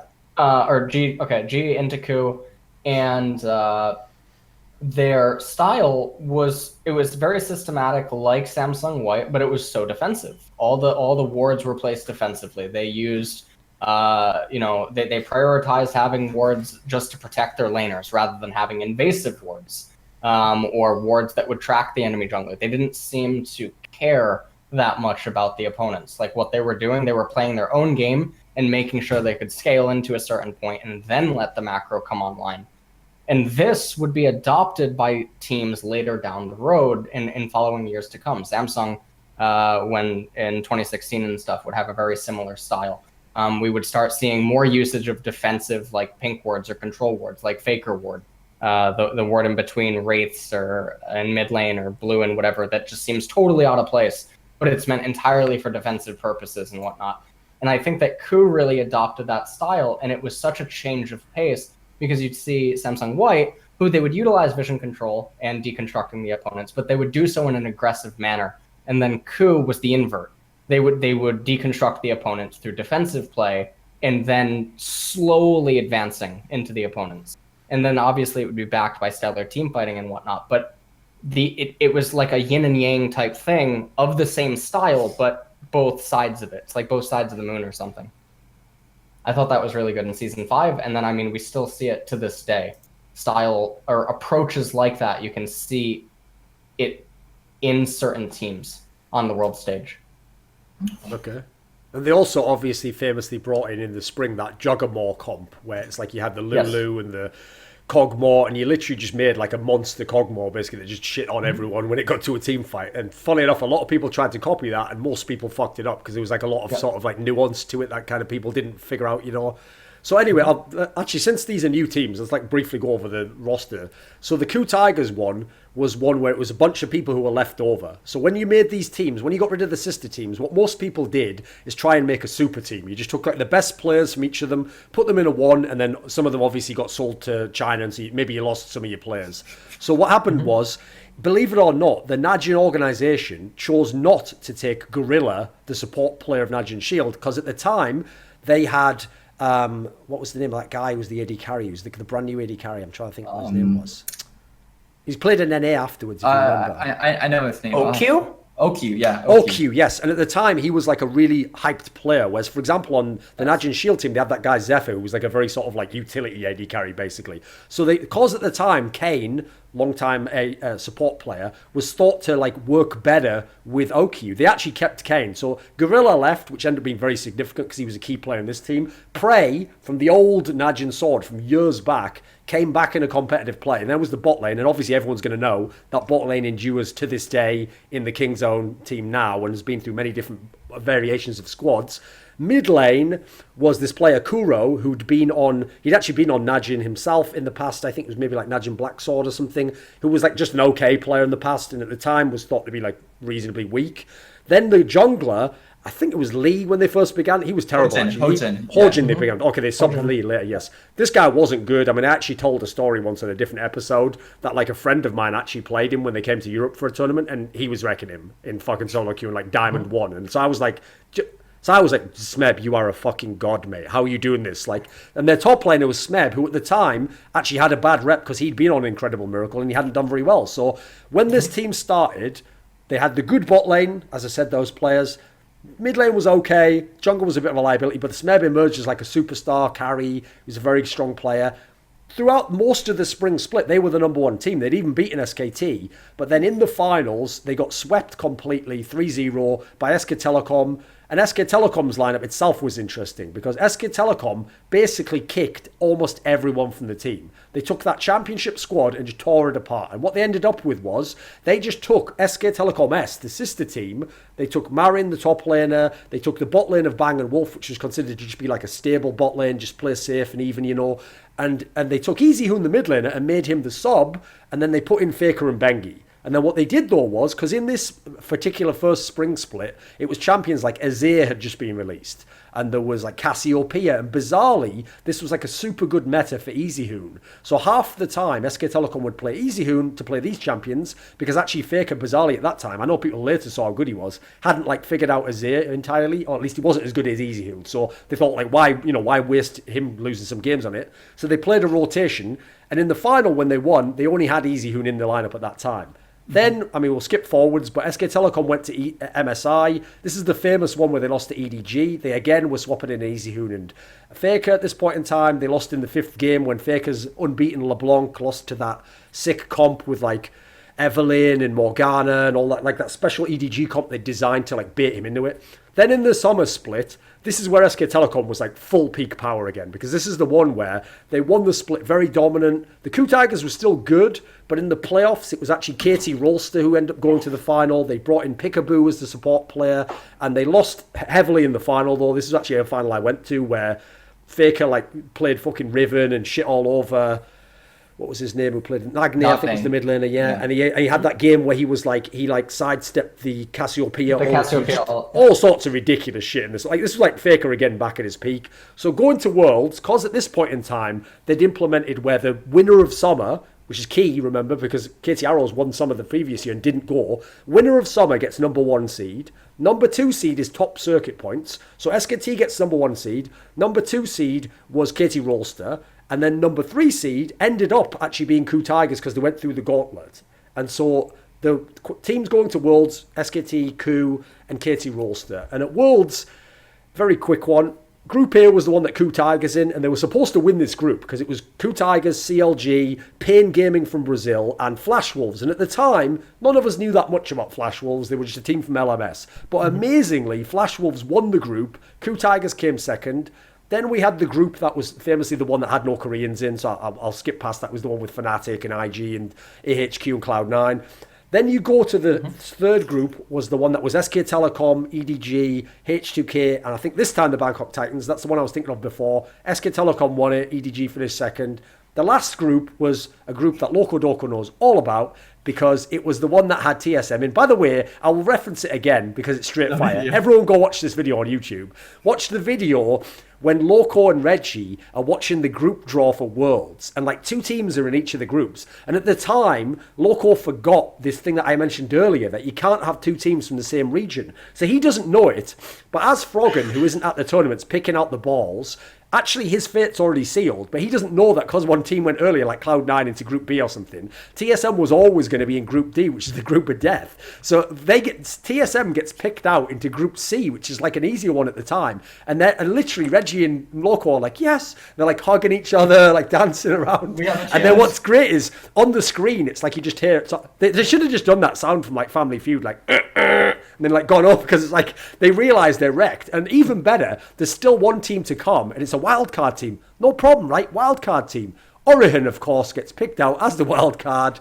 Group B, Group D rather. That too. I said bloodbath. We could get Origen. Group D was the bloodbath, because this is the one famously where it was KT Rolster, very good team. LGD, who was the number 1 Chinese team, and everyone thought was going to go really deep in this Worlds. Origen, who's like a strong team from Europe, and TSM, who admittedly in this one was in a tough spot. Amazingly, because Origen 3-0'd the first week, Origen actually came out in second, KT won the group, and LGD famously shit the bed, all because they didn't play Lord Flame until week 2. He won 2 games, Acom won 0. All I'm going to tell you is, facts are facts, can't argue with the facts. Right, why is that like my slogan now? Whatever. One correction, I think Origen won that group, because I think they got first seed, and they played Flash Wolves, who got second seed, right? Oh, wait, no, because Flash Wolves won their group, mate. So it wasn't. Are you sure? Yes. Okay. Flash Wolves won Group A. So, okay, quick version of the playoffs. I'll try and stick mainly to the Korean teams here, because if I go too long on this, like, we're still only on fucking season 5 and there's 3 seasons to go. So, quick version was, forget all the Western teams, fuck all that shit, right? So, KT Rolster played Ku Tigers. Remember, KT was at the time number 2 team in Korea, but actually the Ku Tigers won out in this series. In the semi-finals, we had SK Telecom playing against Orihen. Easy win for them, 3-0. Ku Tigers played against Fnatic. Very hyped matchup. This was the one where Monty famously, like, fucked with the crowd. And when he predicted, like, Ku Tigers was going to win, everyone was going, boo, because it was in Europe, obviously. And he was going, yes, you're chanting what I said. Ku, which was, like, pretty good showmanship. I can't lie. That was pretty good. Fucking with crowds. I was a fan of that. Then in the final, we had the all-Korean final for the first time in history. It had never happened. Happened every other year after that, of course. But anyway, first time in history, SK Telecom hadn't lost a game this point in the tournament. They lost 1 game in the final. They won 3-1. And this was the one where Marin won the MVP. Faker was like literally making his own meta. Like, I think at the time, off the top of my head, I think this was when no one played Rise. Everyone else was playing like all these, like, as I say, like strong mid lane champions. And he was just playing like a control Rise that like no one could beat, which then opened up all the picks for the rest of his team. And SK Telecom, again, a very dominant victory at this one. This is like one of the ones where most people, the best team in history is these 3 worlds. It's like Season 3 SK Telecom, or Season 4 Samsung White, or Season 5 SK Telecom. Like, most people have those as like the top of all time. And again, this is one where, because Korea is literally number 1 and number 2, the dominance looked amazing. And so, like, if you add that to the context that the top 2 teams in the world had left Korea and they still dominated, I'm pretty sure that's the one that like sapped all the hope from anyone in the West's dreams of the gap ever closing. Yeah, I remember season 4 was when we first started saying gap is closing, and with both TSM still waiting for that gap to close. Where both maybe TSM season and 9 C9 made it out of groups. We're like, gap is closing, boys, gap is closing, and then both teams didn't do very well. And then going into season 5 with the sister teams demolished, with Samsung going boom, and all the Samsung players going to China, that's when more people are going, okay, gap is finally closing this year. Yeah. And after that, I think we stopped saying gap is closing in a serious manner, because those 2 years were just... It became a meme after brutal. that. Yeah, those 2 years were brutal. But for those 2 years, the gap is closing wasn't a meme. It was something people literally believed in. No, because the problem was, it's almost like people were doing that thing, like, the gap is closing now. Okay, wait, stop. Starting now. Okay, wait, definitely this season. Everyone get ready. Gap closing. What? On 3. 1, 2. Oh, fuck, they've won again. And so, as I said, by the way, gap never closed, because obviously it was all Koreans in the final all the way from there on out. So not much of a gap closed. Right, okay, let's move then to Season 6. Because Season 6 was the one where SK Telecom this time got to keep their roster, and they made one move, which was Marin went over to go to China and get that sick money, and they brought in Duke, who had been actually a carry top laner when he was in the Najin team earlier. And obviously, if you're in SK Telecom, like, you're not just going to play carries all the time, you play tanks, and he had to like adapt to doing that. The Tigers team was still there, obviously still a very strong team, but this was the season when they got Peanut, also had been on Najin, like carry jungler, and so actually everyone was really hyped about that, because if you remember... Yeah, everyone was powering up. That was like the one weakness of that team, really, was like having Hojin and then Lee later on as like the other jungler. And so when they got Peanut, again, they were doing sick in the regular part of the split. The story of the Tigers, sadly, is tragic. It's always like this. It's always like, doing super well. Oh, maybe this time it's ours in the playoffs. And then, famously, SK Telecom is just too clutch in the playoffs. Like, this was the one where, like, Bengi was playing amazing. They won that finals. Summer one was the one where actually Rox got to win. They got to win an LCK title only because KT for once beat SK Telecom in a 5-game season. Then KT just lost to Rox and Rox won. So should we comment on some of the Season 6 teams? This must be your pure alley, right? I think you might have even been casting, right, LS? Oh, really? Oh yeah, he did do that once, yes. In another life, he was a caster. Yeah. All right, go ahead. He's also a coach, believe it or not, but yeah. Well, Season 6 was the meta that a lot of people didn't like. It was Victor Azir every game. It was the Rocks Tigers, and it felt like the Tigers kept getting better every year. And SK Telecom was obviously still super good. And then it was Samsung Galaxy, and Samsung Galaxy. This was sort of like a return to the throne, I think, season where their team was looking really scary. Crown looked really scary. And not only did Crown look really scary, it was Samsung's meta. where stylistically they like to play the slow game, they like to play vision control, turtle. They were okay with falling behind, and then they would dismantle you in team fights later, and it just felt like you couldn't penetrate their bases.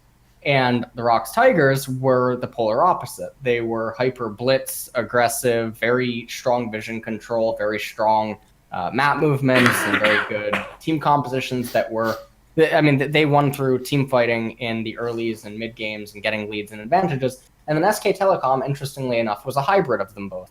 And so Korea was really, really well represented this year, or that year, going into Worlds. And this is also the year I get memed on for saying Crown's the best mechanical player, even though he was. And I had to deal with that. But it was really, really interesting seasons, because you just saw these three teams with all similar, well, not similar traits. SKT was in between them. Samsung's on one end, and then the Rocks Tigers were on another. And it was the year that I feel like the semifinals was the finals. That's when SK Telecom. That's one of the best games ever. Yeah, that's when one of the worst junglers that year gets hailed as being one of the best players ever. Yep. For that year. Oh yeah. I'm talking about Bengi. Holy shit. That's the year where Peanut loses the game, but Bengi's credited with having a stellar game. And I remember watching it and just thinking, not like this, because it just felt so sad. Rocks that was supposed to be the time they came through and won, right? Yeah, the Rocks should have won Worlds that year. Rocks were a better team. I remember watching the finals and actually feeling like this doesn't feel right. Even though it was a 3-2 between Samsung and SKT. Also, it felt like it felt like the worst Korean team won that year. And I think that's the first year historically that ever happened. Like, out of all the representatives that a country could send, or Korea could send, the worst one actually ended up winning the whole thing. And it just felt really wrong. So that was that season. That was really weird, where SK Telecom just apparently went Super Saiyan during Worlds and managed to edge out wins that they didn't seem like they deserved to have. If you remember, there was a factor as well that also showed why having the LCK format was actually not as great as people thought, which is in the spring when they'd played Rocks Tigers versus SK Telecom in the final, it was actually the first ever best of 5 that Peanut had ever played in his life. Then he played the summer one that they won, his second ever best of 5. So by the time he gets to the semi-finals, he's only on his 4th ever best of 5 series on LAN. Well, in the old format of the OGN Champions, you had to play 3 of them just to get to the final. So unfortunately, that was one of the few downsides. You had a really good player, but a rookie, not really a true rookie, but to that level a rookie, and they didn't get as much experience as he used to from the tournament format. So the downside is you couldn't have known someone's going to choke or have a bad game because you haven't been in that situation before. One thing that semis represented was end of Kuro. So that was the season where Rocks Tigers disbanded. Yes. But I remember talking to a few Rocks players, and that's when they were like, we can't beat Faker with Kuro. As a team, if you have Kuro on the team, we can't beat Faker. And the only reason they won that championship, as Thorin mentioned, the one before, was because KT beat SKT for them, and then they got to beat KT in the final. But yeah, that was that marked the end of Crew Tigers as the 5. Because that's another area where, again, it's funny, I referenced earlier about the narrative where, because Season 3 SK Telecom was so good, everyone always used to be Korea's just so far ahead. It's well, that team is, they are a million times ahead. But another factor is, having Faker, it also skews the whole storyline, because it's like having fucking Neo in the Matrix, isn't it? He's just doing all the stuff no one else can do. So famously, Kuro actually got better season on season, and against everyone else, he wasn't getting wrecked. He would hold his own, he would play well, he would play for the team. But the problem is he always struggled against Faker. And so it made it look like he was still a garbage player and everyone memed on him. This was the one also, by the way, if you remember, where Jacob Wolf got fucking wrecked because the Rocks Tigers organisation fucked with him because they were mad that he leaked that the players were all going to leave and lied and said none of them are going to leave. Even though I actually knew at the time, I'm just going to fucking say it right now, there was mad moves behind the scenes, Smeb was going to join Team Liquid. That was real. No. Smeb and Peanut to Immortals. I remember being in... I think there was. I'm talking about backstage room. Okay. No. I remember being in the backstage room on Skype reading the messages with Korean friends, getting the leaks, and it was Smeb and Peanut to Immortals. I think was supposed to be the move. And I remember sitting there, and I don't know if Dracos was backstage with me. We were just sitting there when it all happened. But yeah, no, Jacob Wolf wasn't lying about anything. There were so many talks that were happening, and they were all ready to just abandon ship. I'm pretty close with people on Coup, so from Cou's point of view, they had potential sponsors that would pick them up as 5, but that wasn't complete. And also, Kia.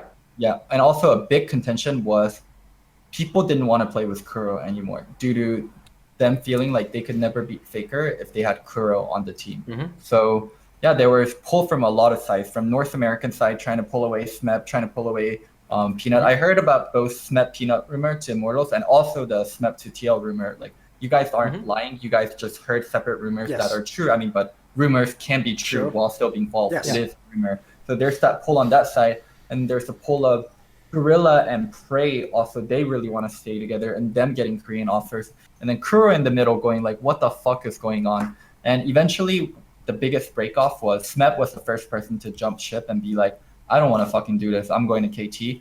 And then yeah, like the team, like that, Smep was the first person to officially leave, and that broke apart everything. But there was a lot of cracks. There was a possibility they stay together as 5, and there was possibility people go to NA and what is it, 3 stay together or 2 stay together?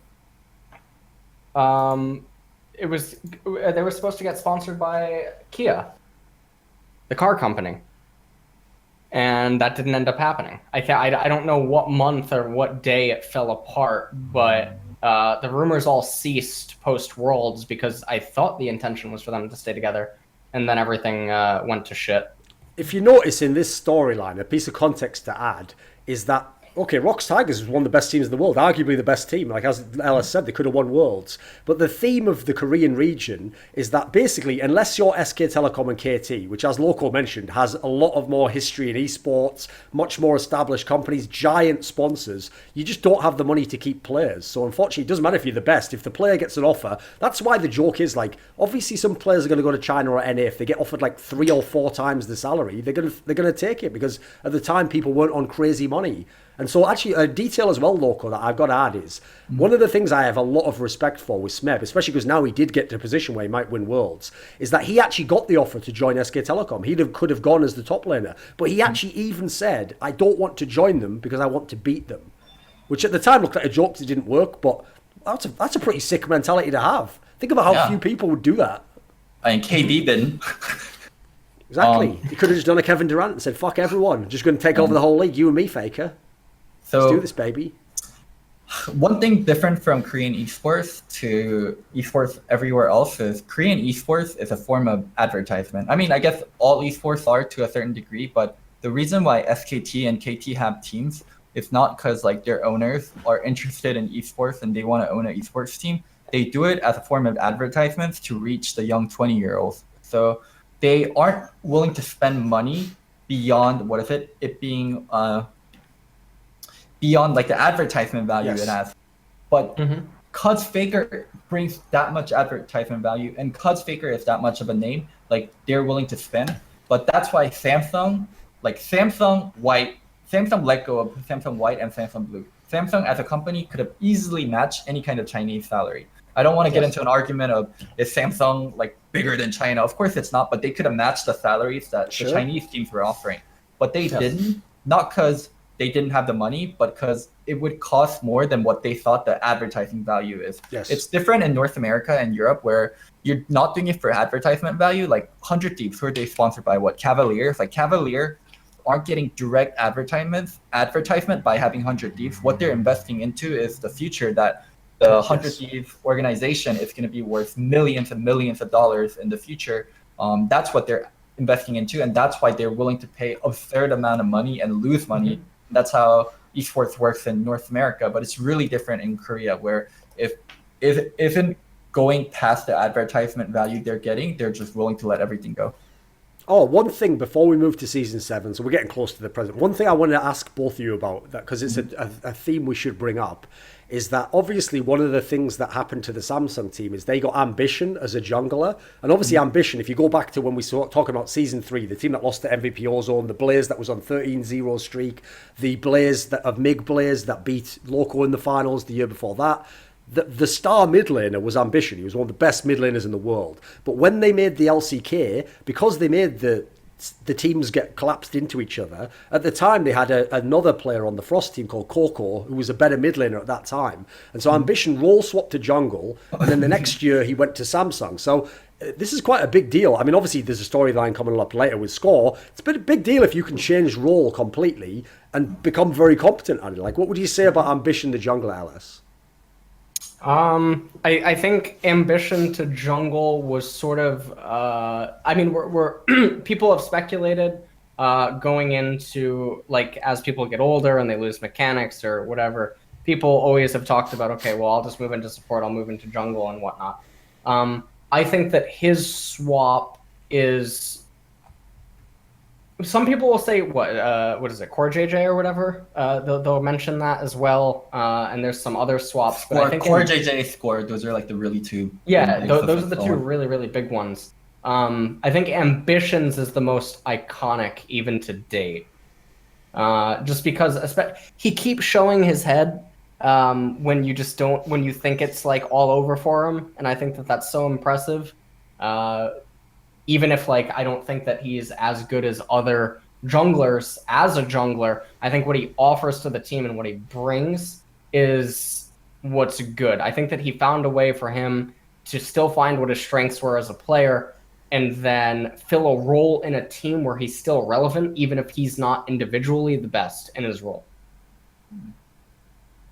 Okay. So then, when we come to season 7, SK Telecom had won Worlds, but again, they lost some players. So what happened now was Peanut went from Rocks to SK Telecom. So for the first time in a long time, actually, SK Telecom had, like, you know, a really elite jungler everyone thought was going to be amazing. And most famously, Hooney from Immortals came over and joined as the top laner, which obviously was very, like, point of contention because famously Hooney only plays carries. Meanwhile, if you're in SK Telecom, you're on tank duty. And so what happened was in the spring split, this was the one where SK Telecom won, and I think they beat the KT Rolster team, which was the super team they made, which was where they had, like, Smeb, and they kept Score, and then they got Pawn from China, and then the bot lane was Deft and Matter. Now, you could talk to this, Loco. Even though Deft and Matter had been in Samsung, they were obviously on different teams. But I remember an interview, even back in the White days, where because Matter and Imp had kind of like a contentious relationship, I remember Matter even doing interviews, which is kind of BM, saying stuff like, I think the best AD carries Deft, actually. I'd like to play with him, which is like, it's kind of wild that someone would say that as like a Korean. But did they always have like a close relationship or something? Mata likes leading people, and Mata likes it when people listen to him well. And Mata's a strong personality, so I think when Mata said he wants to play with Steph, it was like a little bit of jab at Imp, and also Imp was like a little bit of a wild child. So, Mata just wanted someone that would listen to him better and would be less risky and just play to the style that he wanted, more so than like he disliked him for anything. I think Def was a better personality fit, and Def and Imp were good at different things, but Def's playstyle complements Mata so much more than Imp's does, where Imp's playstyle introduces a lot of risk and X factor, which is something that generally Mata doesn't like. Mata likes controlled game much more so. So one of the interesting details is, even though KT was in the spring final and then they were like always a top 2 or top 3 team, famously they didn't go to Worlds because they lost in the gauntlet to the Samsung team again. So since that's where since the KT team is going to exit until next year, what would you say about this team? Because, like, one of the interesting details is, on paper, it looks like one of the most nuts lineups ever made in League of Legends. It looks like some dream team. But obviously, despite the fact they were very good in the regular splits, clearly there was some disconnect. There was some problem here. There was some choking issue, right? I actually touched on this. I did a video with you where I said SKT versus KT. I think SKT is going to be way better because of how KT is built. Deft, when he was in China, got spoiled like a little, like, he got spoiled like a golden boy. He had all the resources. He was the star player. Everyone played towards him. So he just got absolutely spoiled in terms of counter picks, bans, jungle ganks, resource hog, CS hog. He could do anything that he wanted. And when you place him on a team with Smeb, who is also a carry player and wants his own resource, I thought that team wouldn't function because of that. What do you think, LS? I thought that the initial creation of it looked really, really, really strong on paper, but then once the team started playing, you could see they had severe identity issues. Just as the season would go on, they would gradually change styles. They would have different approaches. They would be doing different things. And the players didn't look like the players that we came to know. Yes. And the team looked vulnerable. And as time went on, they'd be like, oh, okay, changes are going to be made. Someone's going to leave. And then rumors would pop up that certain people were going to leave or that Smeb was finally going to leave or whatever. But they actually toughed it out and they stuck together. And now, I mean, in my opinion, they probably are Korea's lone hope this year for Season 8 World Championship. Okay, spoilers for about 15 minutes from now. Okay, yeah. So I think that now they're Korea's lone hope. But I still don't think that they ever fixed their identity issues. I don't think that they ever fixed... I don't know how to describe KT Rolster.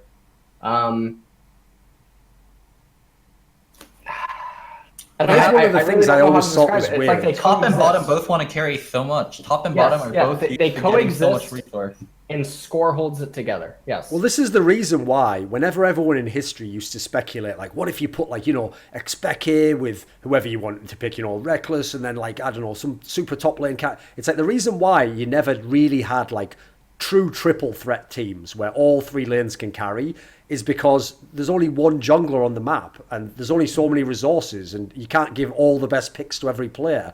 Right. Well, normally, even teams that had players who could have done this normally still had one player who, like, could have been a carry who was like, okay, I'll just be sort of like a half carry. Like, I'll sometimes carry if I get the odd game, like Hortzer did in TSM, most of the time I'll just help the other people. The problem is this team is like, you had all those players and they were all like, no, I am going to carry. It's my team. It's like, and then Score was an amazing jungler. I don't blame him. But then again, it's like what we alluded to, me and Orko did a different episode where it's like the nightmare. It's like Svenskeren in TSM. It's like, imagine all three of your lanes just come to my lane. It's like, but there's only one spot. It's like, he's literally like being the diamond fucking jungler. And then every fucker's like, get to my lane now. Oh, it's all your fault. I'm dead. Like, it's like, that's what they were like as a team. And they never figured it out at that point in time. So they never went to Worlds.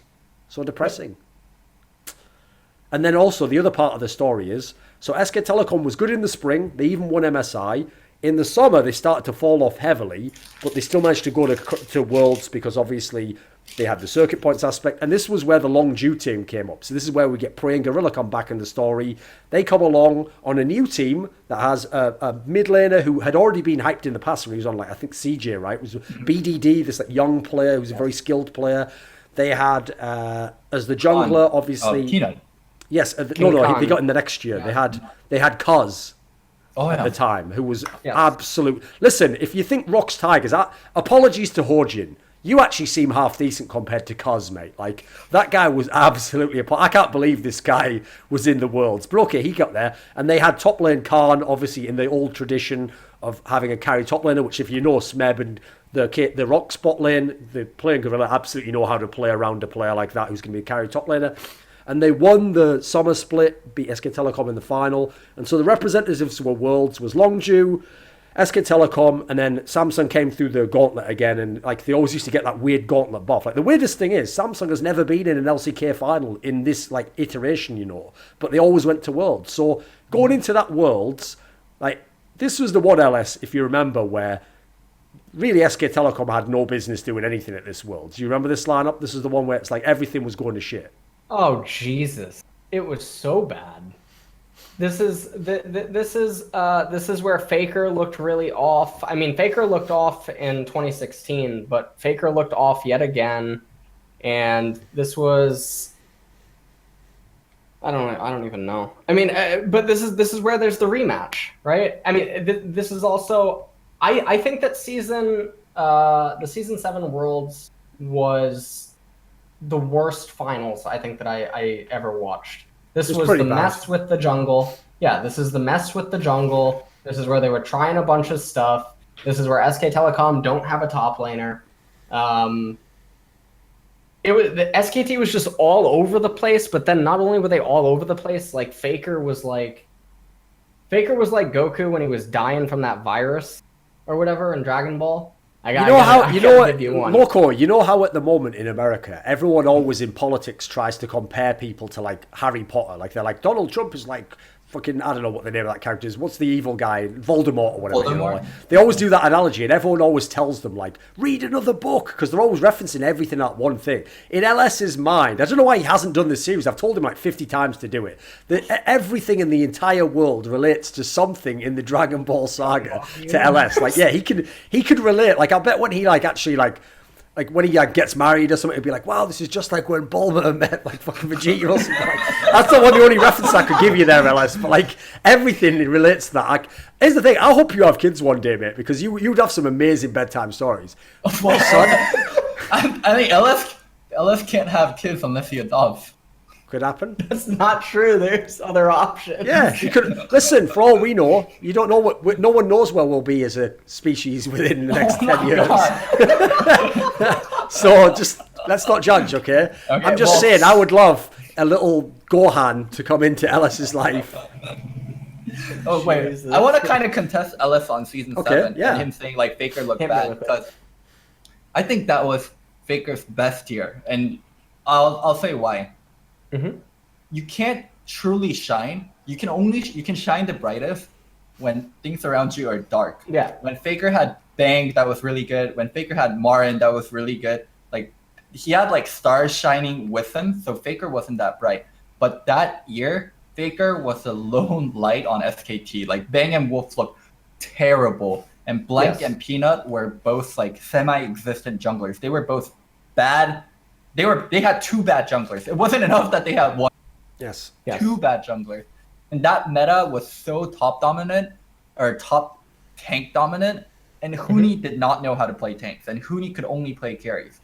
So it was absurd that SKT made Worlds from a super tough region. But what was absurd was Faker dragged 5. He didn't drag 4 corpses. He dragged 5 corpses because he had 2 bad junglers. He dragged 5 courses. No, you got it the wrong way around, Loco. Wolf was a jungler the next season. This was where they had Untara as the sub for top lane. Yes. Wait, didn't they have Blank and Peanut both? Oh, right. You're right, actually. Yeah, but I don't think for Worlds that they took one of them, didn't they? Let me think. Because they had Untara as well, but did they not take him to Worlds? They had Blossom. No, that's this year, mate. That's next year, but yeah. Whatever. Oh, you could be right. I think you might be right, Loco. Faker dragged 5 corpses to finals, so I think it's criminal to say Faker was playing bad that year, because Faker played out of his mind. Like the Galio series versus RNG, not triple Galio, 5 times Galio in a row. Like the amount of damage he dealt, like fucking insane. I think that was I seriously believe that was Faker's best year, and I think that was the year where you can point at one player and said, League isn't a team game. This one player dragged 5 idiots all the way to the finish line. It was the year, Loco, where, since I know you like basketball, that was the year where it mirrored what happened in the NBA finals, where, if you remember, like LeBron's team got to the finals, but they had there was no way he could have beaten the other team, but he was trying his hardest. He was going super ham, but it didn't even matter. Like you couldn't have won this final. Yeah. So yeah, I mean that's my contest on LS saying Faker played bad. I think like Faker played fucking amazing that year, and the only reason why SKT was in the finals, despite having no other star other than Faker, was just how incredibly well he played. I think Faker had I think he had moments of brilliance, like you're referencing the Galio and stuff. I think that comparatively to other mids in the league, he finally looked human. Most people thought BDD was better. I get what you're saying. Yeah, all the other mids have junglers and bot lane. That's what. I know. Nothing. No, I know. So compared to what we expect out of him, he looks weak. I think if you dissect. If you ask me if he's still one of the best mids in the world in that season, yes. But is he Faker? No. Sure. That season, he was no longer Faker. He was touchable. He was touchable. I don't think not due to his own faults, but due to faults of others, where he just couldn't do anything. But if you dissect his play individually, he played incredibly well that year. The weirdest storyline of this Worlds, though, is the Samsung team. Because as I said, they sort of come out of nowhere to qualify for Worlds. Then famously, they almost went out of the group. This was the group where like they lost twice to RNG, and they weren't really very good games. They almost lost to G2, but they got out of the group, and they had to play Longju in the quarterfinals. And this was actually the one where I think it was like Emily Rand maybe did an interview with... or read an interview with one of the players from Samsung, and they basically admitted, like, actually losing to RNG, like, taught us like, what we had to change. She did an interview with Crown. Yeah, we had to, like, change some things in how we played, and, like, I think they changed what champions they put Crown on, for example, to make it possible, and that, like, that sort of, like, turned it all around, and they went through, and they obviously won Worlds in the end, so that's one of those big what-ifs, I think, on that one. Like, what if that group goes differently, or what if they just didn't get RNG, and so they didn't learn those lessons, and they would have looked way worse, you know? Because it's kind of crazy to think you could start Worlds looking bad, and then win it at the end. Yeah, I mean, they had a huge variance, but they were good players. Like Ruler, Crown, Ruler, Crown are incredibly good. Crown was a bit whack that season, though. That was the one where he was that was up and down. That was up, yeah. He played 3 Malzahar. Yeah.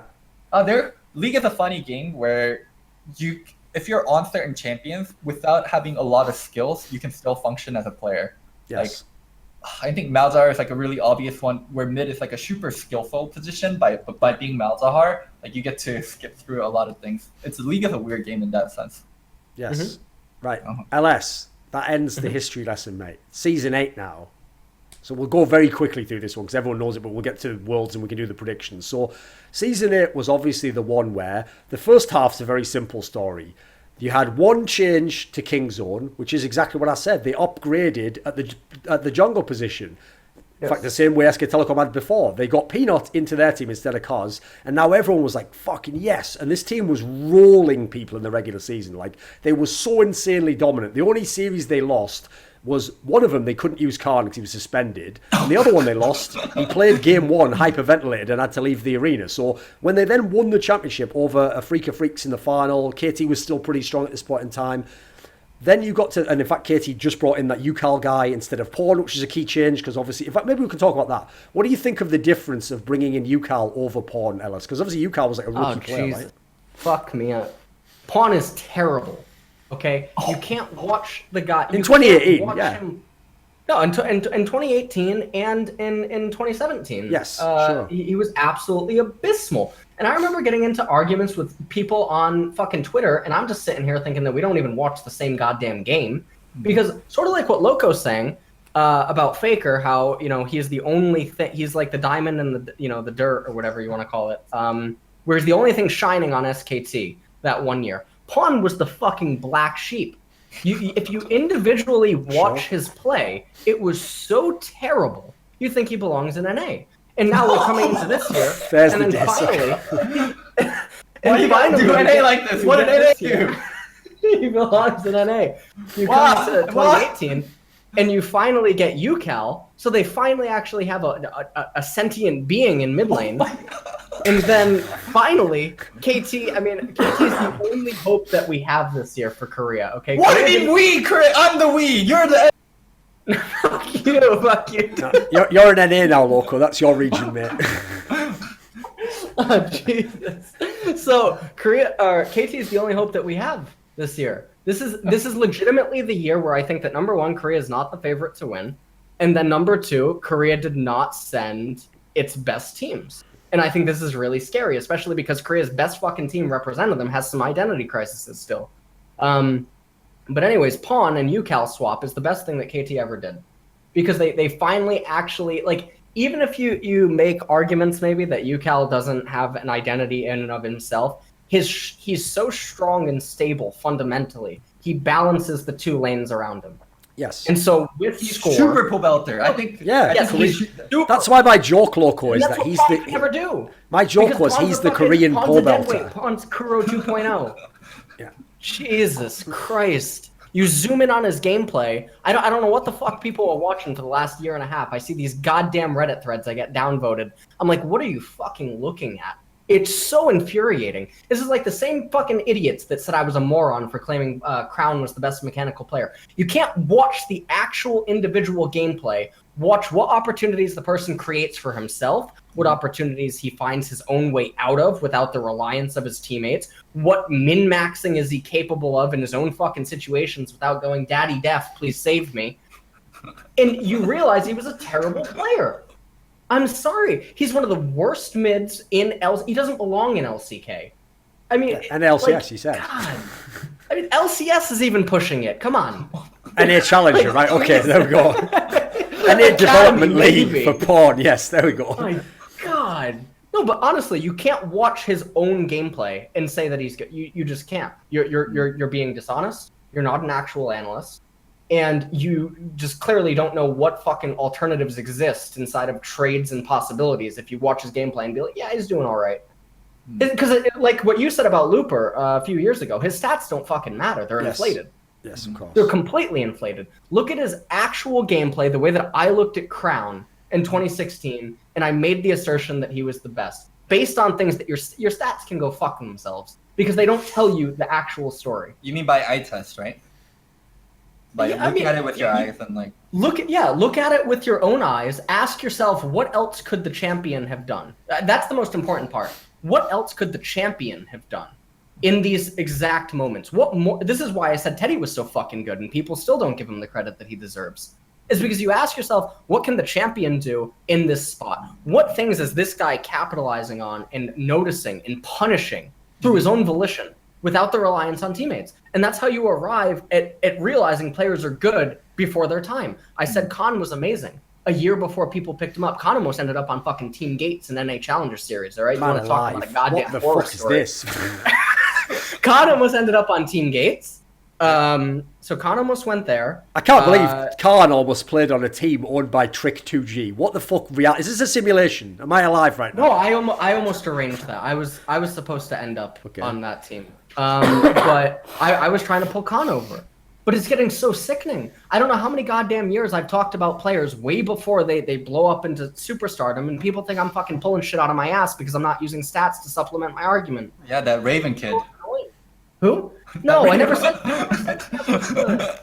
No one would ever say that. Just triggering you. He's triggering you. He's baiting you. No, I know. But it's like Whippo, Khan, Apto, Alfari, Alfari, Teddy. Right? There's so many documented examples of me talking about people before they were big. Mm-hmm. And it's like, no, LS, you know what? You just don't tend to mention anyone else so that, you just can't be. Who the fuck else do I mention that never showed up? People will say Moon. Well, Moon was fucking mismanaged. Anyways, let's move on to Griffin this year. How'd you feel about Griffin? Because I didn't get to watch Korea that much until finals, so I only saw them lose. But I know they made a really big wave in the LCK, so let's talk a little bit about Griffin. Griffin was superb. I mean, like, Griffin's a breath of fresh air, I think, when Korea needed it most. Because I feel like Season 8 was entering into a dark period. So Kingzone obviously looked fantastic, but then teams started faltering. Like, it was the first season that I felt like the lower end teams of LCK actually weren't getting progressively better as the seasons went on, or as the tournament went on. And it felt like the high end teams were still staying high end, but that the same problems that they were facing kept persisting. And so it was making me scared watching spring, and then obviously the transition into summer. But then when Griffin comes around, you have 5 people that no one's ever heard of outside of like solo queue streams, or if you really follow Korea. And they burst onto the scene. And Griffin, I think, they shook up Korea. Because they burst onto the scene with the same type of fire that the Rocks Tigers had. But then it was backed by team fighting that I don't think Korea ever really experienced. And it was backed by their own individual style. And I think it shook up the region. And it's the most disappointing narrative. What was so different about them? Griffin? Yeah. That you couldn't predict them. Well, this was also, if you remember, when the meta was really weird, and they were one of the teams that did a lot of the crazy shit with like the different picks. Oh yeah, they have so many players that they were not like fill players, but they did everything in solo queue. That's one of the main things about Viper. It's one of the main things about Lehens. Lehens was what, rank 1 Singed or something, or is he rank 1 Elite support?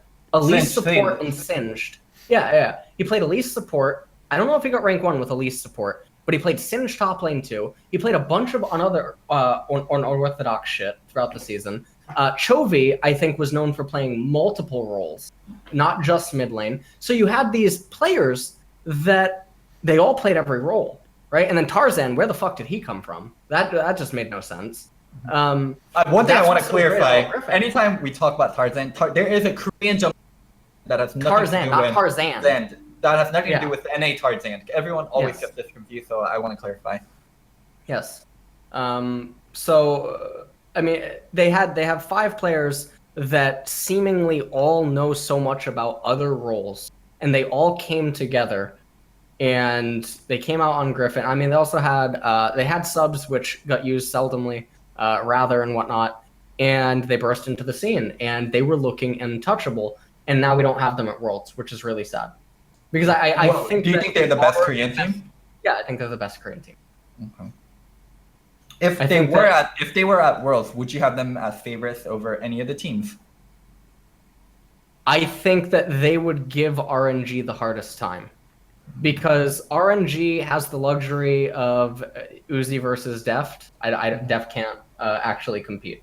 I think that stylistically, RNG also would fare better. I mean, we'll talk about this, I'm sure, later, but RNG stylistically will fare better against KT than they would against Chaos that maybe Griffin could bring. Okay. So if you had your pick and you could unsend one of the Korean teams and send Griffin, which one would you not Gen send? G. Why Gen G? Because they don't deserve to be there. They're like fucking Thorin. I'm hitting with you again. It's like Gohan in the series. Like, can we just be done with him? Yeah. Like, Exactly. It's like, it's cute. This is cute and everything, but can we get on the main storyline? Like, I don't really want this side quest. Also, why do we have to watch this guy fight the boss first? Can't we just go straight to Goku fighting him? Nah, I have to watch this first. Exactly. That's what Gen G feels like. Okay. They're so out of place. All right. So can you talk a little bit about what happened to SKT leading up to Worlds and why they aren't at Worlds this year? This was this is the season where SKT falls apart. You had SKT. I mean, you had the meta change happening, right? Where Faker then got Faker Tarek. Faker Tarek. The darkest of timelines. What? Not LS. The darkest timeline was you went from Faker Tarek into Pyrian replaces Faker in the active SKT lineup. That's like some nightmare shit. Like, that's like I wake up in a cold sweat. Like, what? Pyrian? And then like, no, it's just a dream, Thor. It's just a dream. You've got the fever, mate. Go back to sleep. Oh, thank God. I hope I'll wake up and everything will be okay. So, SKT could not find an identity. Other teams at the high end had such strong players individually across all the roles that SKT's refusal to pick up actual good players and their reliance on this bland style that they've had for like 2.5 years now straight. Yeah. Same exact approach, same style. And it doesn't even matter if the meta, changes, because they always just try to force it. It almost doesn't seem to matter. And maybe we should address that then, because that's a theme that we could go back with through history to some degree, because we didn't really talk about that aspect, right? So one of the things that was very weird, I'll put it out as a layman and you guys can pick it up. One of the things that I always said, to me it made Faker look even more godlike, was that if you had the best player in the world, and he plays mid lane, which is already like an incredibly impactful role, and he's the most aggressive player, normally what you do is just smash mid lane and win the game off that. But instead, they used to use the opposite logic, which is like, instead, because he's so good, let's not have the jungler come to his lane. Let him still play aggressive so people think the jungler's there. And that means the jungler can help all the weak lanes, and any of the weaknesses basically get buoyed up by the best player sort of like taking it on himself. And so, like, that was never the meta in League of Legends. Like, nobody else was doing this style. And they won 3 worlds off it, and then they almost won it. Well, I guess they didn't do the first one not quite like that, but, they almost won 4 worlds doing it. Mm-hmm. I mean, SKT they've refused to change. It's like a stubbornness. It's actually like watching. I mean, they're like TSM. There we go. They also don't know what junglers are. Yeah, you're right, actually, LS. You're right, they also don't know what a jungler is. Yeah. The fucking Korean TSM, and Team Liquid's the KT of North America. So, I mean, the fucking story's coming full circle. What did TSM do to get drafted? You know what? Here's the analogy for you, LS. You're gonna like this one. So you know that like it was just before your time, but in season 3, when the OMG team came from China, because they had this amazing style where what they'd do is they'd use all their vision early, they would set up super aggressive wards, and then if they saw, for example, like we could tower dive this guy and he won't be able to escape and no one can back him up, they would just like 3-man tower dive you and get a kill really early. So as a result, the joke that everyone used to make in the West was that when when China seized the map, they just took the map and they just deleted all the towers, and it's like no turrets. It's like it's just a map. Well, the joke I would make was, do you remember I think it was season 5 when they made that thing where like you could make that sort of like head go and it like shone and made like vision up the river and into the jungle. You remember what I'm talking about? You killed one of the camps and it made like a yes. No, not the plants. It made the wolf spirit. Right, when this happened, my joke would be that, like, when SK Telecom and TSM saw the map, that their players were like, they don't know what a jungler is, so they're like, why don't you send that wolf off to, like, go around the jungle and show us some vision? Like, you know he has a name, right? No, it's just a wolf. Like, just send off, like, what is his name, Sven or something? I don't know. Send him off. It's like, that's what these teams were like. It was unreal. And they were winning worlds. Well, one of them was. One of them was just making it a world to get their banged. What a team! I don't know why I just lumped in TSM with SK Telecom. Like, they were winning worlds. Between the two of them, 3 world championships, 4 finals, you know. Let's not split the difference. I always say this. It's one of my favorite things to say. And like, I think it's a really big life lesson. Success doesn't teach you things. Success only reinforces what you already know. Yes. So when you're already having so much success, the only thing that's happening is like you're reinforcing what you know and you don't change because like you're successful. It takes true self-awareness to change yourself and make big changes when you are already succeeding. So yeah, I mean, I actually think this year's I thought last year was great for SKT because they got fucking smacked and they finally learned, okay, we can't just rely on Faker to drag 5 courses. And I guess they didn't learn. They're like, they brought okay. Empyrean. Yeah. They're like, okay, shit. Yeah, I thought they would make big changes and I thought they would spend money. And I thought, oh my God, maybe SKT will get Gorilla and Prey this year. Yes. Oh, maybe SKT will try to buy out SMEP from KT this year. I thought they would do crazy things. And they did none of that. And they just got more rookies. So I was really disappointed in the SKT organization. I wonder what SKT is actually going to do this offseason. But that's an entirely different topic. Yes. Right, what about this then? So before we go into the Worlds aspect, there's 2 more parts we have to talk about before we do the predictions, right? So first of all, obviously a massive storyline was finally KT Rolster won LCK and finally Score won. Now we haven't mentioned it much in this episode, but Score was like the #1 player left who like again, role swap, AD carry to jungle, and everyone for like 3 years was saying, this guy's the best jungler.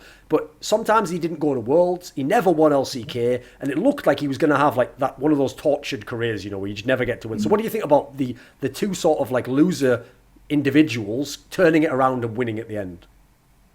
Who, Score and who else? KT Rolster. KT Rolster? Well, I've known, so KT is a legendary organization. I know it's not like that in League of Legends, but in StarCraft, it's KT and SKT right up there at the top. While SKT had its share of like famous players like Boxer, Fantasy, I Love O, KT had Faker of StarCraft, which was Flash. Yeah. So KT getting like shit on by SKT like all these years, like for KT was probably really unrelenting because KT dominated SKT in the later years with on the back of Flash. So them finally winning actually means a lot to them, means a lot to that organization. The head coach for KT actually stepped down when that super team wasn't winning for about a year. Yes. And that person head coached KT from StarCraft days. So he's been the head coach for over like, I would say like 7-8 years. Yes. And that team not winning was that big of a shock where he was like forced to step down. Now he's like head coach of, he's like not head coach, like esport management of Gen G now. So he's also at Worlds. But yeah, that KT not winning was a huge fucking deal. And Mata and Def, for them to come back from China to Korea took a lot of money also, not just like, hey Mata, Def, just come play for us. And like SMEP also cost a lot of money. Like SMEP, Score, and Mata, Def are all getting paid really, really well. And yeah, like them finally winning is like a lifesaver for a lot of those players. Yeah. I worried about what would have happened for Korea if this KT super roster didn't actually do anything. Well, here's Like, one of the if things it- I if said, it Ellis. You fails. remember when we were talking about how in some of the past years, some of the lineups were actually like at Worlds weren't actually as strong as Korea could have had. I always used to say this. Well, no wonder because they've got all these amazing players in KT and they just never go to Worlds. It's like you've taken talent out the pool again because they don't qualify. So it makes it look worse for Worlds. Yeah. And then the last team we need to talk about, because we're about to go into Worlds, is obviously another thing about Season 8 was the rise of the Afreeca Freecs. And then this was a team where Kuro's back. He's back, baby. Kuro went over to this team with a bunch Kuro's of a different ragtag person. players. Yes. He's Potential an entirely MVP. different person. If Pawn could somehow actually come out of a coma, that would be like what Kuro Not the SK has done Telecom right one. now. Huh? Yeah, Not like, the SK Telecom one.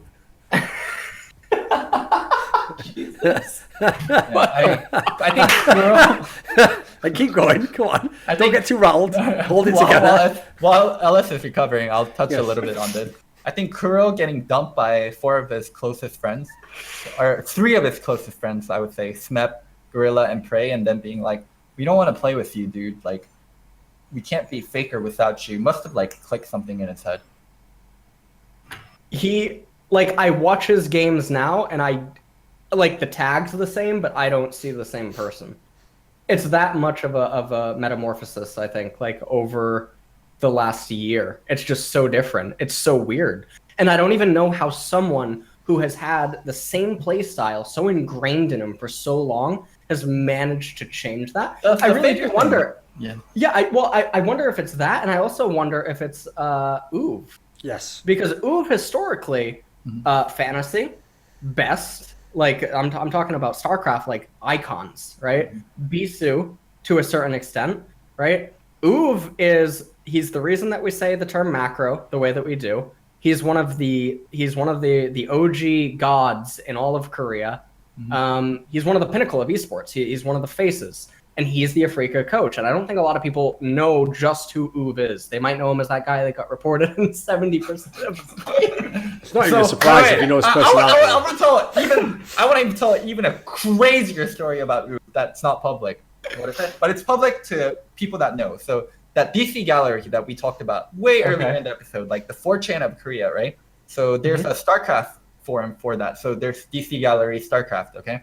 So in that one, when SKT wasn't doing very well, like they were shitting on some of the players, and a poster is saying, I love Oob. Here's my phone number. Call me if you're gonna fucking shit talk my players.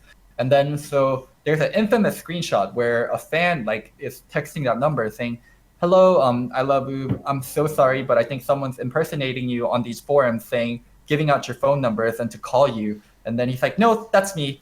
Like, that's me posting there. Like, if people are gonna shit talk, what if it? I want them to fucking call me, and I'll fucking yell at them myself. So this guy is like crazy in all the good ways. I love Uv. Oh, The funny man. thing is, though, there were actually a couple of things that clearly he had like impact on in this Afreeca Freecs team. Because first of all, in an era where there's no sister teams, he got all the subs and supposedly was having them like scrim internally, like when he had a sister team. And then secondly, the other thing was, I mean, maybe one of you two can remember some of these guys. I can't remember all the champions they have in all the games, but there were some like really weird comps that he designed, basically, that were like one-off comps that they did that were like trick ones, you know, that weren't like global meta picks, etc. So this is literally like out of the kind of playbook of what people did in StarCraft, obviously.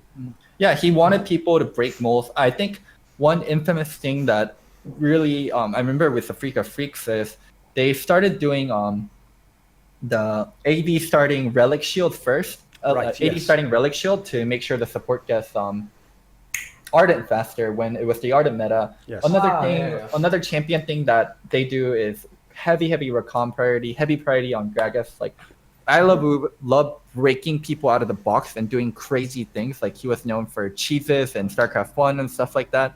So yeah, like, I think he is trying to instill that mindset into the players. Like, be aggressive, like, get right in their face, and like, you're always gonna win. Like, you're better than this player. Your mindset should not be, oh, I'm gonna win. Your mindset should be, how am I gonna win today? It's not, or like, in what way am I going to win today? Like, I have all these ways of winning. Which one am I going to decide to win with? Not, am I going to win or am I going to lose? Like, he's crazy in all the good ways. That's my best way of describing him. He's a psycho. Well, one of the things I wanted to ask you about is on this team, okay, there's some very famous players, Spirit, people to some degree even knew Kramer already when he'd been in the CJ team, Kuro, as we said, but two of the players who weren't as known, so Tussin had been in LCK, but a lot of people were saying this guy was like MVP candidate when he was in this team, and then the other one, obviously, the top laner, Keen. So what could you say about these two players? Because people in the story, they haven't come up yet, obviously. I mean, Keen is like I think they got incredibly lucky, like picking up Keen. Like they picked him up and he was fucking god tier. Like at first they had him be a tank bot, and then when he started playing carries, he was just so incredibly good. Like he represented Korea over SMEP during the Asian Games, and that's not like a one coach decision. Like it's all the coaches like getting up and deciding like, hey, we think Keen would be the best representative for Korea over SMEP. Like everyone said that. Not, I guess like it was democratic, so not everyone said that, but the majority said that. So Keen is an incredibly lucky pickup. As for Tushin, we touched on it in the Chinese episode, but he has like a lot of bad acne scars. So a lot of the Korean teams were not willing to pick him up, despite like him being very good and him being very highly touted. Because of his appearance? Yeah, LS. This was a story That's Loco told. So Zerg. maybe you could tell us about this. So Loco told a story, right?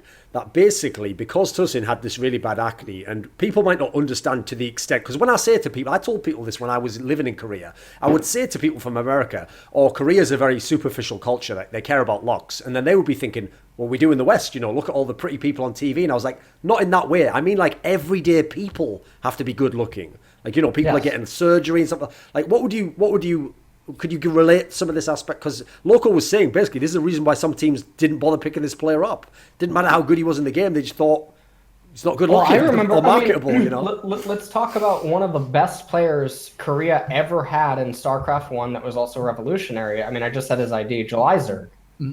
And Jelizerg, did he end Oov's streak? He ended the 27-0 streak or something. Yeah, he ended Oov's streak. He broke the streak of 27-0 in best of sets. Jelizerg put an end to that. Jelizerg was the meta micro god. Jelizerg was the epitome of layer tech Zerg play. He was like the epitome of aggression. He was yellow 2.0 basically. And it just didn't matter. And his way of getting noticed by the media was to dye his hair, because he was so unappealing because of his weight and because he was quite obese. Yeah, obese. He was a portly fellow. Yeah, he was quite fluffy. I mean, wait, I have the perfect word for it. I have the perfect for it. And nowadays, in 2018, we're much nicer towards people that are bigger, and we call it thick. He was thick AF. He was with two C's. Well, actually, with about 4 C's. And a Q at the end. Yes. Right. And so there's a lot of speculation that I remember in the late 2007, 2008, 2009, had July been attractive, he probably would have been mega famous. Because you likewise, you can look at a person like Oops Reach. I don't know what happened to him. He was the former CJ coach. And he worked for Najin in Reach. He worked for Najin. Yes. Reach was really good. He was never July Zerg level or anything. I mean, I think Reach has an OSL win. Yeah, but Reach was a model. Yeah, Reach is a model. Like he looks like a model. All the girls, fucking Niagara Falled over him, and it's true though. The people there's a couple of players. Guys probably question themselves about in Reach. StarCraft. There really were a couple of players where if they just did anything in the game, you would just hear this sound. And you're like, what the fuck? They didn't even do anything sick. It's like the girls were just going mad over these guys. Right. And Reach was he was one of the faces of KT, despite not being iconic. Yes. So it's really weird. Like, looks are really, really important. And I wonder, like, if Faker looked like Tushin, the West would still be Faker. Keen. Was it Tushin or Keen that we're talking about here? I don't know if he would still be Faker. Okay. So, like just to give people an example, if Faker was ugly. So Faker, if he was ugly, he would be looked at as ugly cute. He's that good where he'd be ugly cute. So Korea does this thing where if you're so good and you're ugly, you become ugly cute instead of just being ugly. I don't know. No, I feel like he would be pressured into plastic surgery and stuff. I don't know. Yeah. We're going way off topic. Anyways, Tussin, amazing player. great Recon player, great Gragas player. Afreeca got lucky with Keen and like their whole complete package. We're And- fucking lucky he doesn't speak English. Okay. All right. He doesn't check Reddit. Oh, by the way, God. you know that's the thing as well. People don't. Luckily, that's one thing I'm actually really glad about in the world I of actually Korean feel esports. bad right now. No, this is the good thing though, LS. Luckily, he won't watch it and he won't find out because I've always said this. One of the best Reddit's things. got that covered. You know, people used to translate Summoning Yes, Insight whenever true. we did Summoning Yeah. Insight. Yeah. And what I said into Korean, and I would get flamed by Korean community also. Oh my god, good old days. Yeah, it was great. And what's great is because I actually met the kid who was doing that on some of the stuff. Like he was like a friend of mine when I was in Korea. I was using him as like a slave to make all the fucking subtitles for my grilled interviews. Because he made the mistake of doing that thing. You know where you ask in a really polite manner, you say like, hey, you know, if I can do anything, just let me know. And I was like, could you translate an interview? And then he was like, yeah, sure. And he thought it was going to be like a 5-minute interview. It was like those grilled episodes, like 2 hours long. And I was like, oh, by the way, could you also translate my questions into Korean as well, so I can have that? And all you need to know is this: after being my friend for about 3 months, I was even offering to pay him, but because he's Korean, he felt like, you know, obliged to do it because he's younger. It's like he wouldn't take money. And then the best thing is, what he did was he just eventually just like stopped answering the messages, like gradually slower and slower. Yeah, that's what and then they do. Yeah, and then eventually I just couldn't ever get him anymore. And I was telling him like, I'll pay you, please. And he's like, sorry, I have to go away to the military now. You know, like some bullshit, like wasn't even true. Just left. Yeah. So anyway, when he used to translate all the Summoning Insight segments, the worst thing is apparently people used to just say that all I do is like repeat what Monty says, which is ridiculous. 'Cause I used to like argue with everyone on that fucking show. But anyway, doubling back, I always used to say this, right? That we're so lucky that the Koreans don't like heavily follow the Western scene, so they don't know what we're really saying about them. Because like generally, you've never had them like get super mad over a lot of stuff. But I remember one time that story I was alluding to earlier, where SK Telecom really strangely didn't go out of an OGN and went through. I made certain comments where, you know, remember this is like 2014, Thorin. Like I was. If you think I'm bad now, I was unchained at that point. Thorin Unchained, yeah. I was off the chain back then. So that was when I basically just straight up said what I thought had happened, which was some sort of, you know, illicit behaviour as to how they got through. And apparently, because Cloud Templar does like know a decent amount of English, he was just going up to like Monty in the OGN studio like, you must stop him. You can't let him say this. And Monty was going like, well, what am I going to do? I don't control him. You know, he's just a guy I know. And he's like, no, he can't be allowed to say these things. It's like, that's just Thorin, dude. Like, just stop watching. Like. Anyway, circling back, we got a big digression there. Big digression there. Right, back to. Have you ever heard of the World Championship? LS, you were saying before, so now we can finally get to the spoiler. Why is KT Rolster the hope for you and not Loco, of course, apparently? Oh, he's not for Loco? No, because he's from NA. You're from Korea and he's from NA. So we've got all the regions represented here. I'm from Europe, yeah. So. All right, we got to cover all our bases. I mean, all right. So I think Afreeca. I think Afreeca stylistically would not like pound for pound against RNG. I think KT is the best chance out of the 3 representatives. I think that Samsung will they'll be like a person their first night in prison against RNG. Reasonable. The fresh fish out of Shawshank Redemption. Okay. Why do you have to speak like this? Why can't you say it would just be a hard match?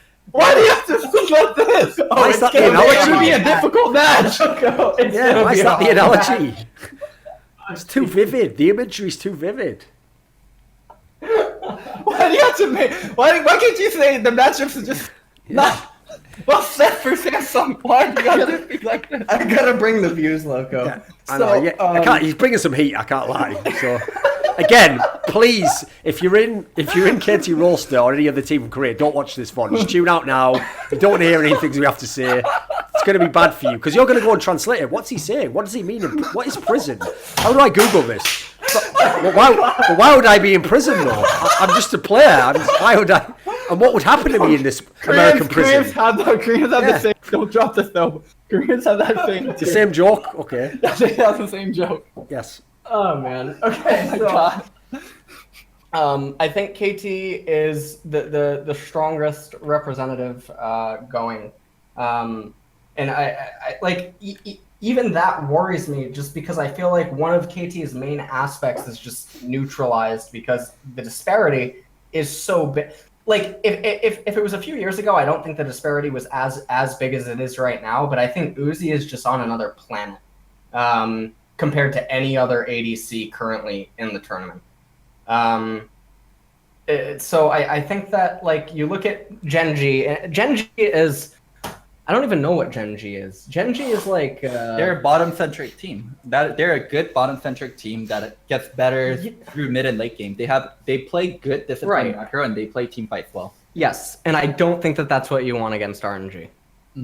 Because I think that your strength is neutralized completely, and then I think the longer that the game goes, you're going to be you're going to lose team fights, you're going to be out rotated, and I think RNG is just stronger than Genji. I mean I've said this earlier in the show. I don't think Genji belongs at Worlds, but then Afreeca I think stylistically would fare worse against them than like Griffin would.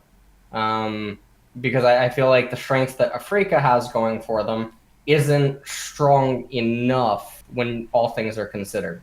I think that RNG can still muscle through it, and I think that if they end up meeting like later on in the tournament, I think RNG just wins out. So this is a really, really scary Worlds for me. I think that top 3 is actually 2 Chinese teams, depending on how the brackets end up. I think that it's KT, RNG, and IG.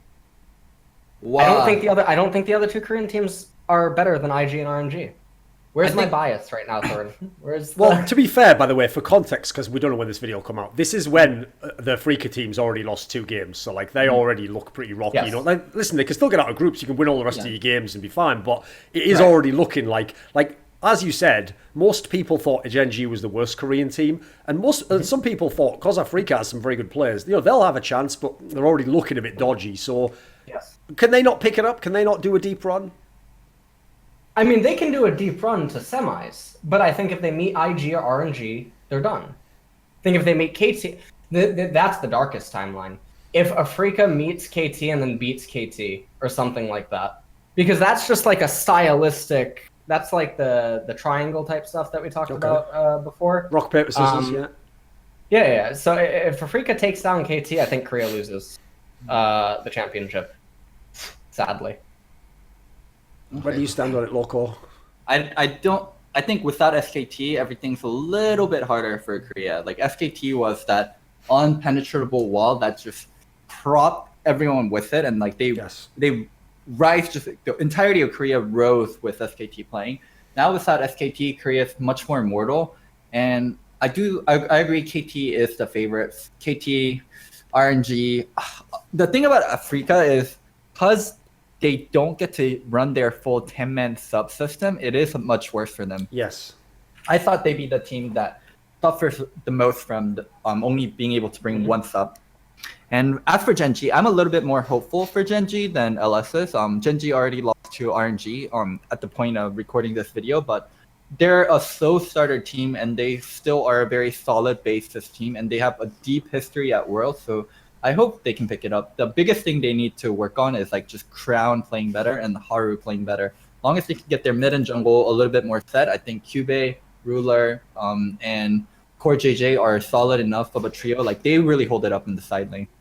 So right, as people who have been long-time admirers of the great Korean teams and all the dominance and World Championship, would it in some way be disturbing to you if China wins Worlds? Oh, I'd be shocked. I'm in, you know, like that moment where you fucked up a lot with your girlfriend and you have the feeling like she might break up with you, but you're not sure. So you're trying to like keep everything just like normal, and you're like, hey, what's up, babe? Like, what do you want to do today? Yeah, like that's the fine. kind, that's the kind of mode I'm in. I'm like, everything's fine. Like we could not break up potentially, but like that's what it feels like. Like Korea might break up with the history of success that it's had. Like the history of success is fucking like dumb with Korea, like not bringing SKT, like not having Faker here, and what is it, losing in MSI and losing in Asian games. Like it's had enough. It might like break up with Korea, and this might be the year that Korea doesn't win. I'm nervous as fuck. What about you, LS? The true Korean boyfriend. Exactly. That was your one true love. That was aside from Dragonball Z, as we've established already. I want to make a spoiler, but I just don't know if it's too asshole-less. But come on, what is it? Huh? Come on.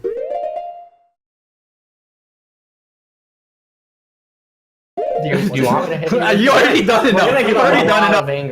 You've already a done lot enough of angry comments. Okay. Come on. All right. But Rick Grimes is leaving The Walking Dead. So, I mean, I think this is the final season, this is a scary season where if Korea loses, I don't know what happens in Korea. I don't know what the after effect is if Korea loses.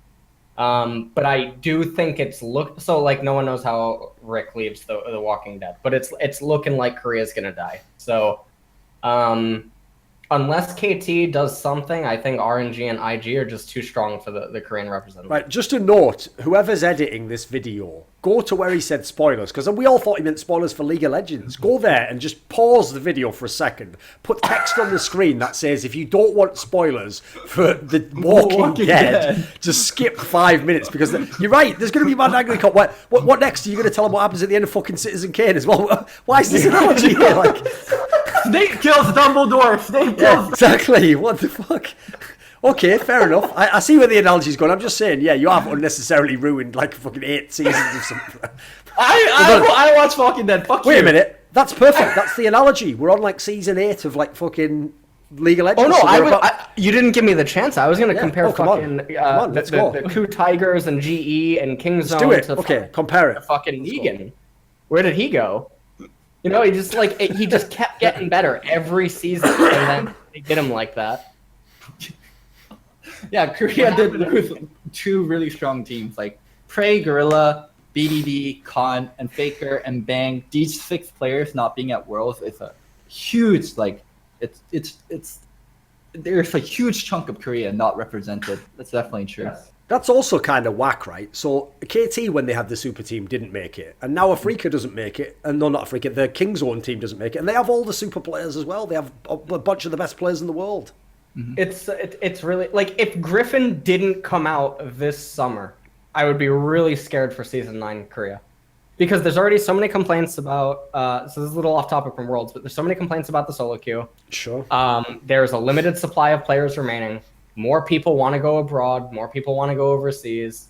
It's getting scary, especially because the bottom teams in LCK, this was, I think, the first year, at least in my opinion, they didn't seem to be progressing. In fact, they seemed to be getting worse as the split went on. Like there was a looming, like a dark cloud over them all. And we saw what happened. Was it double relegation this summer? I have no idea. I can look it up, but I'm going to assume like Kongdu Monster or something off the top of my head, maybe. Yeah. Oh yeah, BBQ got relegated. Yeah. I remember ignoring them. BBQ. Oh yeah, BBQ and MVP double relegation, right?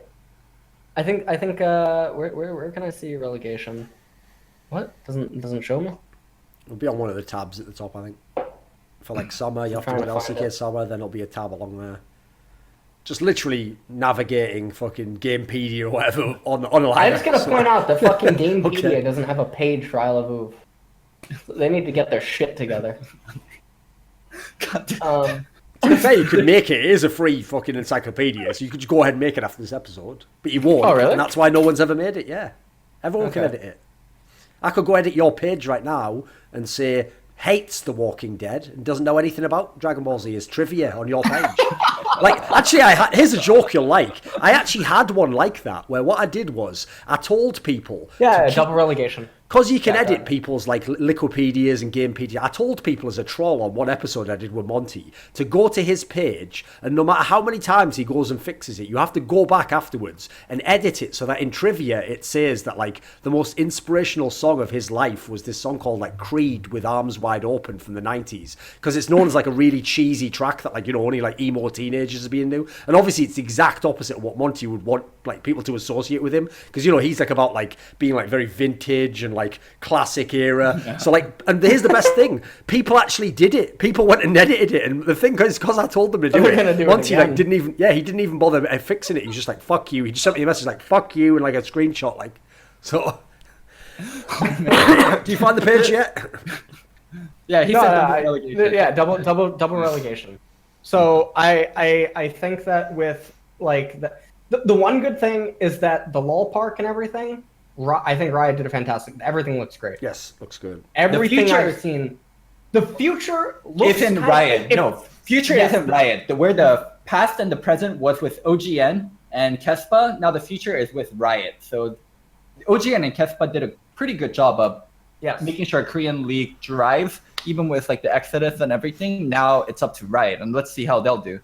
Right. It's like watching a bird try to take its first flight. I feel like that's what Korea's at right now. What It's about either this? gonna though? do it, or it's just fucking. So I even don't know. though with RNG, one of the interesting details there is they do have obviously like an all Chinese lineup. Sure, they have obviously Carlson sometimes subs in, who's a Taiwanese player. But one of the other aspects I guess we could cheat and talk about is, okay, Invictus Gaming has Rookie, they have Duke, they have some Korean players, you know, they have the Shy. So what about that then? What do you think of Rookie at Worlds this year? He's a Korean player. We can talk about him. Rookie's the best player at Worlds. I like what Riot did. I think the top 3 on the World's top 20 list was really good. I think for the narrative, Uzi being number 1 is okay. I actually think Rookie is the scariest and best player at Worlds. And I've felt that Rookie was the best. I've been vocal about this on Twitter for over a year now, probably about 15 months. Rookie is the best mid laner. You can't watch his solo queue games. You can't watch his games, and it's the same thing that I said about fucking Crown. I mean, how do you want me to talk about it without actually saying, like, you look at the situations he gets himself into, you look at the opportunities he creates for himself, how he does it, how he goes about it, and then you ask yourself what other players are doing the most with equal, lesser, or more resources, and what type of things are they achieving? And when you narrow it all down, Rookie's just doing it the best. Okay. He's so scary. Oh, so going back to the top player list, Yes. what's so the caps to UCal thing, like going back to that, like how do you like What the fuck is that? Oh, we're gonna get into that. Go ahead. yeah, get into it. Like how do you feel about it? And like I respect Deficio, Papa, and Jad a lot. They're probably my 3 favorite Riot analysts, and then my probably 4th favorite would be Kobe. But I think those 3 like weren't told by Riot you have to put a Western player in. No, I think they legit picked those They guys. legitimately picked Caps. I think they legitimately picked it. Like, what's your opinion on it? I mean, the saying. I mean, people, analysts, and casters and stuff also legitimately said that Crown wasn't special, and they used stats to supplement the argument. I mean, through what metrics are we determining that Caps is better than UCal? What, by playing against European mids? By playing on Fnatic with Whippo and Reckless and these powerhouses? I mean, it sort of goes back to like what you said about Faker. The difference is that UCal is a noticeable difference in a pillar inside of KT. He cements and grounds the foundation. UCal has a history of Korean solo queue dominance where you can look right now at the fucking bootcamp IDs. People are struggling. Pro LCS players are struggling. UCal has a history with dominance on Korean solo queue, mechanical ability, mechanical prowess, and a extremely deep champion pool that's really scary.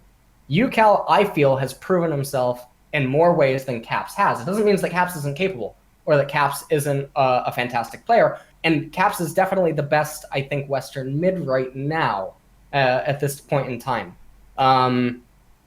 But how do you put him over UCal? What metrics are being used to evaluate this? Mm-hmm. It doesn't make any sense to me. You can't watch his individual gameplay and say that he's better than UCal because Caps is going up against inferior players. He's also not only going up against inferior players in the 1-on-1, he's going up against inferior combos in the 2-on-2 and inside of the 5-on-5. Caps has flashy moments, but he also gets to do these flashy moments against lesser players that are less capable of punishing him than UCal. I think the shoes that UCal had to fill in the way that it's so noticeable how he grounds the KT, the top and bottom lane, is so much more meaningful and impactful to me than anything that Caps has done thus far. Doesn't mean that Caps isn't a superb player. He does not belong above UCal in the top fucking 20 list. That's ridiculous. Mm-hmm. If you give Caps the ability to speak Korean and you ponder, SKT has a mid open slot or KT has a mid open slot or blah blah blah, and you ask, okay, what mids do you want to put on these teams? Rookie, UCal, Faker, etc. There's going to be more mids before you start saying Caps. Okay, let me give you the reverse. If Caps could speak English, do you think he'd be a better mid for Fnatic? If UCal could speak English, do you think he'd be a better mid for Fnatic than Caps? No, but now we're talking about stylistic stuff, which is sort of like Ambition, right? Ambition is a worse jungler than Score. He's worse. He's even worse than probably Haru at jungling. What he offers to his team is more crucial for his team overall. So I think that's as an individual player. Isn't that why they're rating Cap so highly? Because he's the super uber carry of Fnatic. Yeah, but that's why I asked what metrics are we evaluating them on? Because it's not strictly mid laner. Because if it's strictly mid laner, Caps is below UCal. If it's top 20 players relative to their team and how their team needs them, well, now other fucking players belong on that list. Because suddenly Whippo is probably actually on the list. I actually have no idea what their criteria. I have no idea what. That's what I mean. That's what my problem is with the list, because you're not going to tell me that he's a better fundamental mid laner than UCal. Yes, That's actually the flaw that they made, I think. I mean, me and Loco have a different piece of content. I don't know when this will come out, if it's before or after, but we basically addressed this exact topic, that like, what we did in our piece, which I won't say what the theme is, so it's still like a secret, is we actually do define our criteria before we start. So that way you can never say that, at the end, when we picked someone to be better, well, you just kept like one standard for this guy and one for another one. We tried to make it like consistent in that sense, Let's go a little bit back to Worlds. Is there any topic that we need to talk about? Well, I've got one I wanted to ask you about. We didn't mention it much at the moment, but so Score is also going to be at Worlds, and you've said KT he's one of the favourites. Is Score the best jungler to ever play League of Legends? It's a question, right? You got to ask the question. It's a legit topic. The best to ever play at this point in time, yes, overall. Do I think he's the best in every single area? No. If that makes sense. Like, as a layman, like for a grading example. card. Like, for instance, right now, I think I would say that Tarzan, right, the Griffin jungler, is better mechanically. I think that if you ask Tarzan to answer certain situations in terms of like reflexes or can you pull this off, can you do this, I would trust Tarzan to do it more than I would trust Score. But Score has different markers. I think that Score's lowest low is like being a fucking an 8. Like, that is Score's lowest. And then Score can go up to like a 9.25. Also, he is so stable. Yeah, go ahead. Also, Score's biggest strength is he knows where to be all the time. Yes. It's really, really hard to pick out a moment where, why the fuck wasn't Score here? Or why is the fuck Score over there? He's really good at that. Who's your number 2 after Score, like, of all time? I actually think it's going to differ from mine, so I'm really curious. I mean, of all time, now we start including eras, right? Because then Dandy has to be argued. I think it probably has to be Dandy, but then we're incorporating eras. Okay. So mine's actually Bengi. Wait a minute, Loco, you made that top 20 list, didn't you? I'm not even joking. Joking. I'll give you season. What? I think Loco was the secret 4th member of that panel that made the UCal caps. We've solved it. That's the criteria. They just asked Loco who was better, and he goes, well, Caps just won LCS, so it's got to be him, man. Dandy had a super spiked ear, but like overall, like Bengi's contribution to jungling, and jungling ultimately is a supportive role. And okay, we're using different criteria again, though. Yeah, but ultimately, like, the supportive junglers are the best, and they're the ones that you want on your team, and they're the ones that give you a history of success. Like, for me, it's Bengi over Dandy. But, like, Bengi's Score is a good mix-up carry, like, because one of his most signature champions right now is Kindred, but I do think, like, Bengi is, like, way up there for his accomplishments and, like, what he provided to the team and, like, how good he was at his style. See, for me, it's Cloud Templar, because he carried Locodoco to an OGN final. So this guy must have been an actual god. He must have been so good, it's unbelievable. That would actually put me as one of the best ADs for dragging Templar to the finals. Okay. I see how it works, right? LS, is there some topics regarding Worlds this year that you really think people should know about, or like you have very strong opinions about regarding Korea? I think regarding Korea, no. I think one of the best mids in the world is not at the tournament, though, from Europe. Who? Magi Felix. Who the fuck is Magi Felix? I actually have no idea. He has 21 IDs in the top 20 of EU West.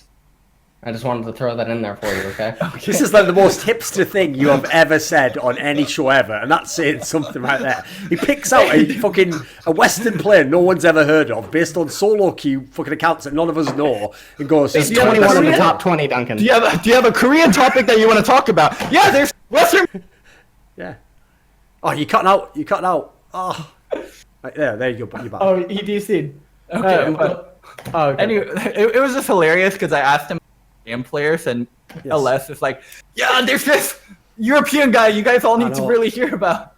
Of all the times for LS not to just obsessively talk about Korea at the end of the episode, any final topics? You ever heard of this European? No, this is about Korea, isn't it? What is this? That's how Loco. That's how bad it's gotten. He's already given up on Korea, and he's scouting his next region already, and he's trying to find the next great player. Yeah, LS, don't break up with Korea yet. It hasn't happened. Yeah, It hasn't happened yet. smile. What do you think? Give us the odds for Korea not winning Worlds. What's the odds for China? Let's give us the odds for China winning Worlds, I Korea think winning it's like- Worlds, and Europe winning Okay. Worlds, NA winning Worlds, Wildcard winning Worlds. They all have to add up to 100%. Okay. They all have to add up to 100%. Oh, really? And LMS Yeah. as well. Yeah, Okay. LMS as well. All right, so China is 70%. 70%. We've only got 30 to divide among everyone else. Yeah. Is this going to be like 0.1% for one of these regions? Okay, right. Yeah, go on.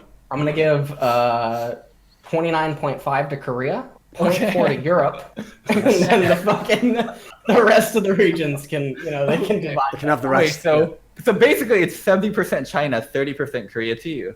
It's that Pretty bad much. for Korea? Pretty much. Really? Yeah, I actually think it's that bad. Yeah. Doran, is that your odds too? Like 70% China? No, I wouldn't go that extreme. Like, I do think that RNG is probably I going to can- win, so I think it's probably quite heavy. But 65-35. Yeah. like, the problem is I'm not as big on IG as some people are, so I'm not big on think- IG either. But mine would be closer to like 60-40. 60 China, 40, like 60 China, 30 Korea, 10% between NA, Europe, and all the other regions. I just don't problem trust is- KT in the pressure match if they make it to the final. okay. Oh yeah, I forgot to touch on this topic. Final topic before we go. KT versus RNG. Tell me about this matchup. This is like the big finale matchup that is like everyone It is is. It's looking the forward final to. boss. Yeah. This is it. This is the fucking what do I use here? This is actually the final boss. Well, here's the Dragon Ball analogy Z for fight you. is it? What Dragon Ball LS, Z fight? LS, I'm going to No, give it's you the fucking- analogy. This is for you, mate, okay? So if you know about that... I don't Majin even Buu. know that much about Dragon Ball Z, but I used to have a family member who watched it. So I used to watch it occasionally, right? And what I know of Dragon Ball Z fans is that everyone thinks that the series was amazing until this one specific point, right? So if this is when everything goes downhill afterwards and becomes shit, then this must be, if China wins, the fucking Boo fight. That guy, Majin Buu. Yeah, Boo. I Because just said Cell Boo. was the best, But- right? But Boo was where it went to shit. Cell didn't was it? the best, but if we're gonna go the Cell route, then what it means is that KT and Afreeca are gonna get knocked out in quarters, and then Samsung or Genji is gonna fucking somehow find a way to win it all. That would be the Cell saga, I guess, Okay. because fucking Gohan wins, and that's what they are. That was But last year. Yeah. Jesus Christ. I can just see it happening. Genji fucking winning against Taric. That's the darkest timeline. We talked about Faker on Taric and shit. That's not it. RNG losing to Genji is the darkest timeline. Well, I it's think like, this is like here's the- what would be so sick. The Then yeah, this is the RNG, Boo fight. then Gen G would have won 2 worlds and 0 LCK. Like, what the fuck is that? That doesn't even make Yeah. sense. 2 LCK Autumn wins. Yeah, it's pretty ridiculous, isn't it? No, that's crazy that they won Worlds without winning LCK. Anyways, back to the KT RNG matchup without Dragon Ball Z analogies. Can you talk- No Dragon Ball for this. Yeah, no Dragon Ball. I like what I just mentioned. I think in an extended series, I don't know how much I trust KT's players. Jeff to- has shit on Orange or Uji for years and years and years in China. You don't think that helps him somewhat? I think Uzi is on another planet, seemingly this year compared to previous years.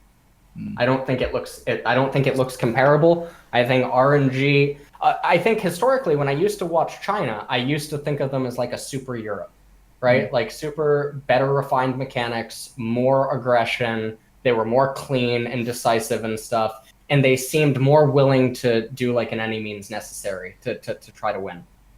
This year, it almost looks like China is more refined and more in line with like Korean type approach, but still with their own aggressive flair. And I think it's really scary because I don't think the teams representing Korea fare well against it. And so KT being the lone resistance in my eyes, in a best of 5 with the title on the line or something, I don't know if they pull through.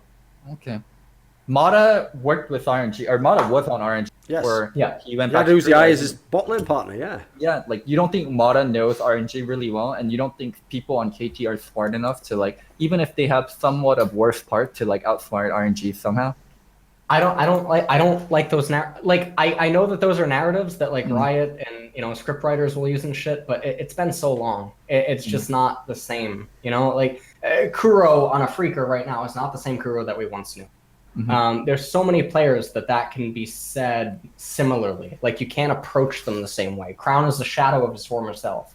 So just because they have history, it doesn't really mean much. That was a good inadvertent pun there, by the way. One final thing. So you don't think Genji and Afreeca have any shot against RNG? None whatsoever. I think Genji absolutely not. I think Afreeca is like 25-75. Damn, things are grim for LS and Korea. I'm fucking crying. I'm dying over here. All right. Let's hope this marriage stays together for the kids. For the Gohans of the future. Thorin, do you want to do a short ending? Yeah, so obviously that rounds up our series doing the regional aspects. We couldn't do the LMS, I'm afraid. Like, not through any fault of ours. It's just, I mean, everyone knows it's not a super popular region in the West, and so we couldn't really do it like true justice in terms of having someone who could go through all the seasons. And let's be real, like, there's a lot of people who might have like a little bit of interest. I don't think most people care about like all those seasons. So in the end, we just decided, like, executive decision, we didn't do it. We're going to have a lot more content coming up though. We're also going to do some return to the like one-on-one type ones that me and Loco used to do. Put a little bit of spice in there, not as reserved and polite as we are on these episodes. I mean, this episode maybe not as polite, but on some of the other ones, I know on some of the other ones we did just patiently sit there and listen to like analysts just give us stuff. LS obviously is prison abuse, all sorts of wild topics. That's just the way he thinks of the game. Okay, All right. that's the end of the episode. Oh wait, obviously go to GG Esport and check all that stuff out there if you want to see the stats, the odds, all that stuff. Don't even cut it. Don't even cut it.